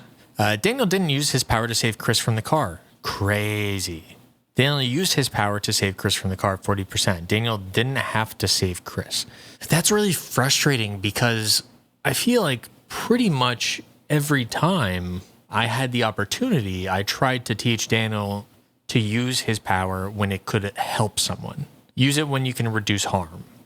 And this is clearly a situation where it could have reduced harm, and he didn't use it. Daniel blamed you for Chris's accident. Daniel didn't blame anyone since Chris was fine. Daniel blamed himself for Chris's accident. Well, he can blame me all he wants. Chris stepped out in the middle of a road and stood in front of a cop car. So, I don't think that's really my fault. If anything, Daniel, you are the one who led him to believe he has superpowers. I'm not going to tell you it's your fault, because I think that would be a messed up thing to do. But had you not deceived him, I think Chris would have been fine today. But that's all hypothetical and neither here nor there. Daniel was too upset to enjoy his presence. Okay. Yeah, well, I mean, welcome to living on the road, kid. Oh.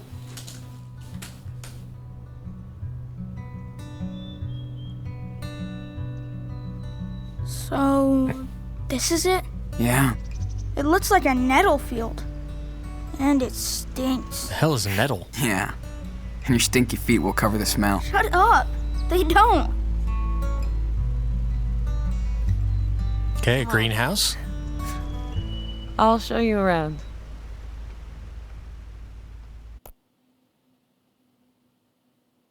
Whomst is that?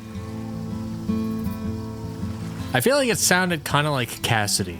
So maybe we meet up with Cassidy again next episode. Could have been Karen, but I think it would be too early for that. That feels like episode 4 stuff. I don't know what the different episodes are, but that feels like something that would happen not next episode. It feels like next episode we would get the motivation to go find our mom. They have built up a mystery.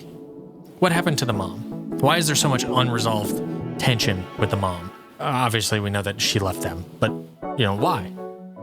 And what has she been up to this whole time? She's clearly keeping tabs on them. She knows where her parents live. She has reached out to her parents at least once. I feel like that will go somewhere in this game, but not immediately. Anyway, that's Life is Strange 2, Episode 2, Rules. Thank you for joining me. I appreciate you. I know this was a long one. All of these are long. The episodes are so long in this game. Many of you know that I have another YouTube channel, Emergent Beacon. It's like a science communication sort of research channel. I'm always working on the next episode. It just takes a super long time. So go check that out if you haven't. But you should know that some of the music from that channel is starting to go onto streaming platforms, streaming services. So, you know, if you pay for a streaming music service, go ahead and look up Emergent Beacon and you can find some of the music. It's just like the early music now, but over time I will get more and more of the later Emergent Beacon music. I make all of the music myself. I use them in these videos as well. I think some of it's pretty good. Just go check that out. Give it a couple streams. Give it a listen. Thanks for joining me. I'll see you next time on Life is Strange 2.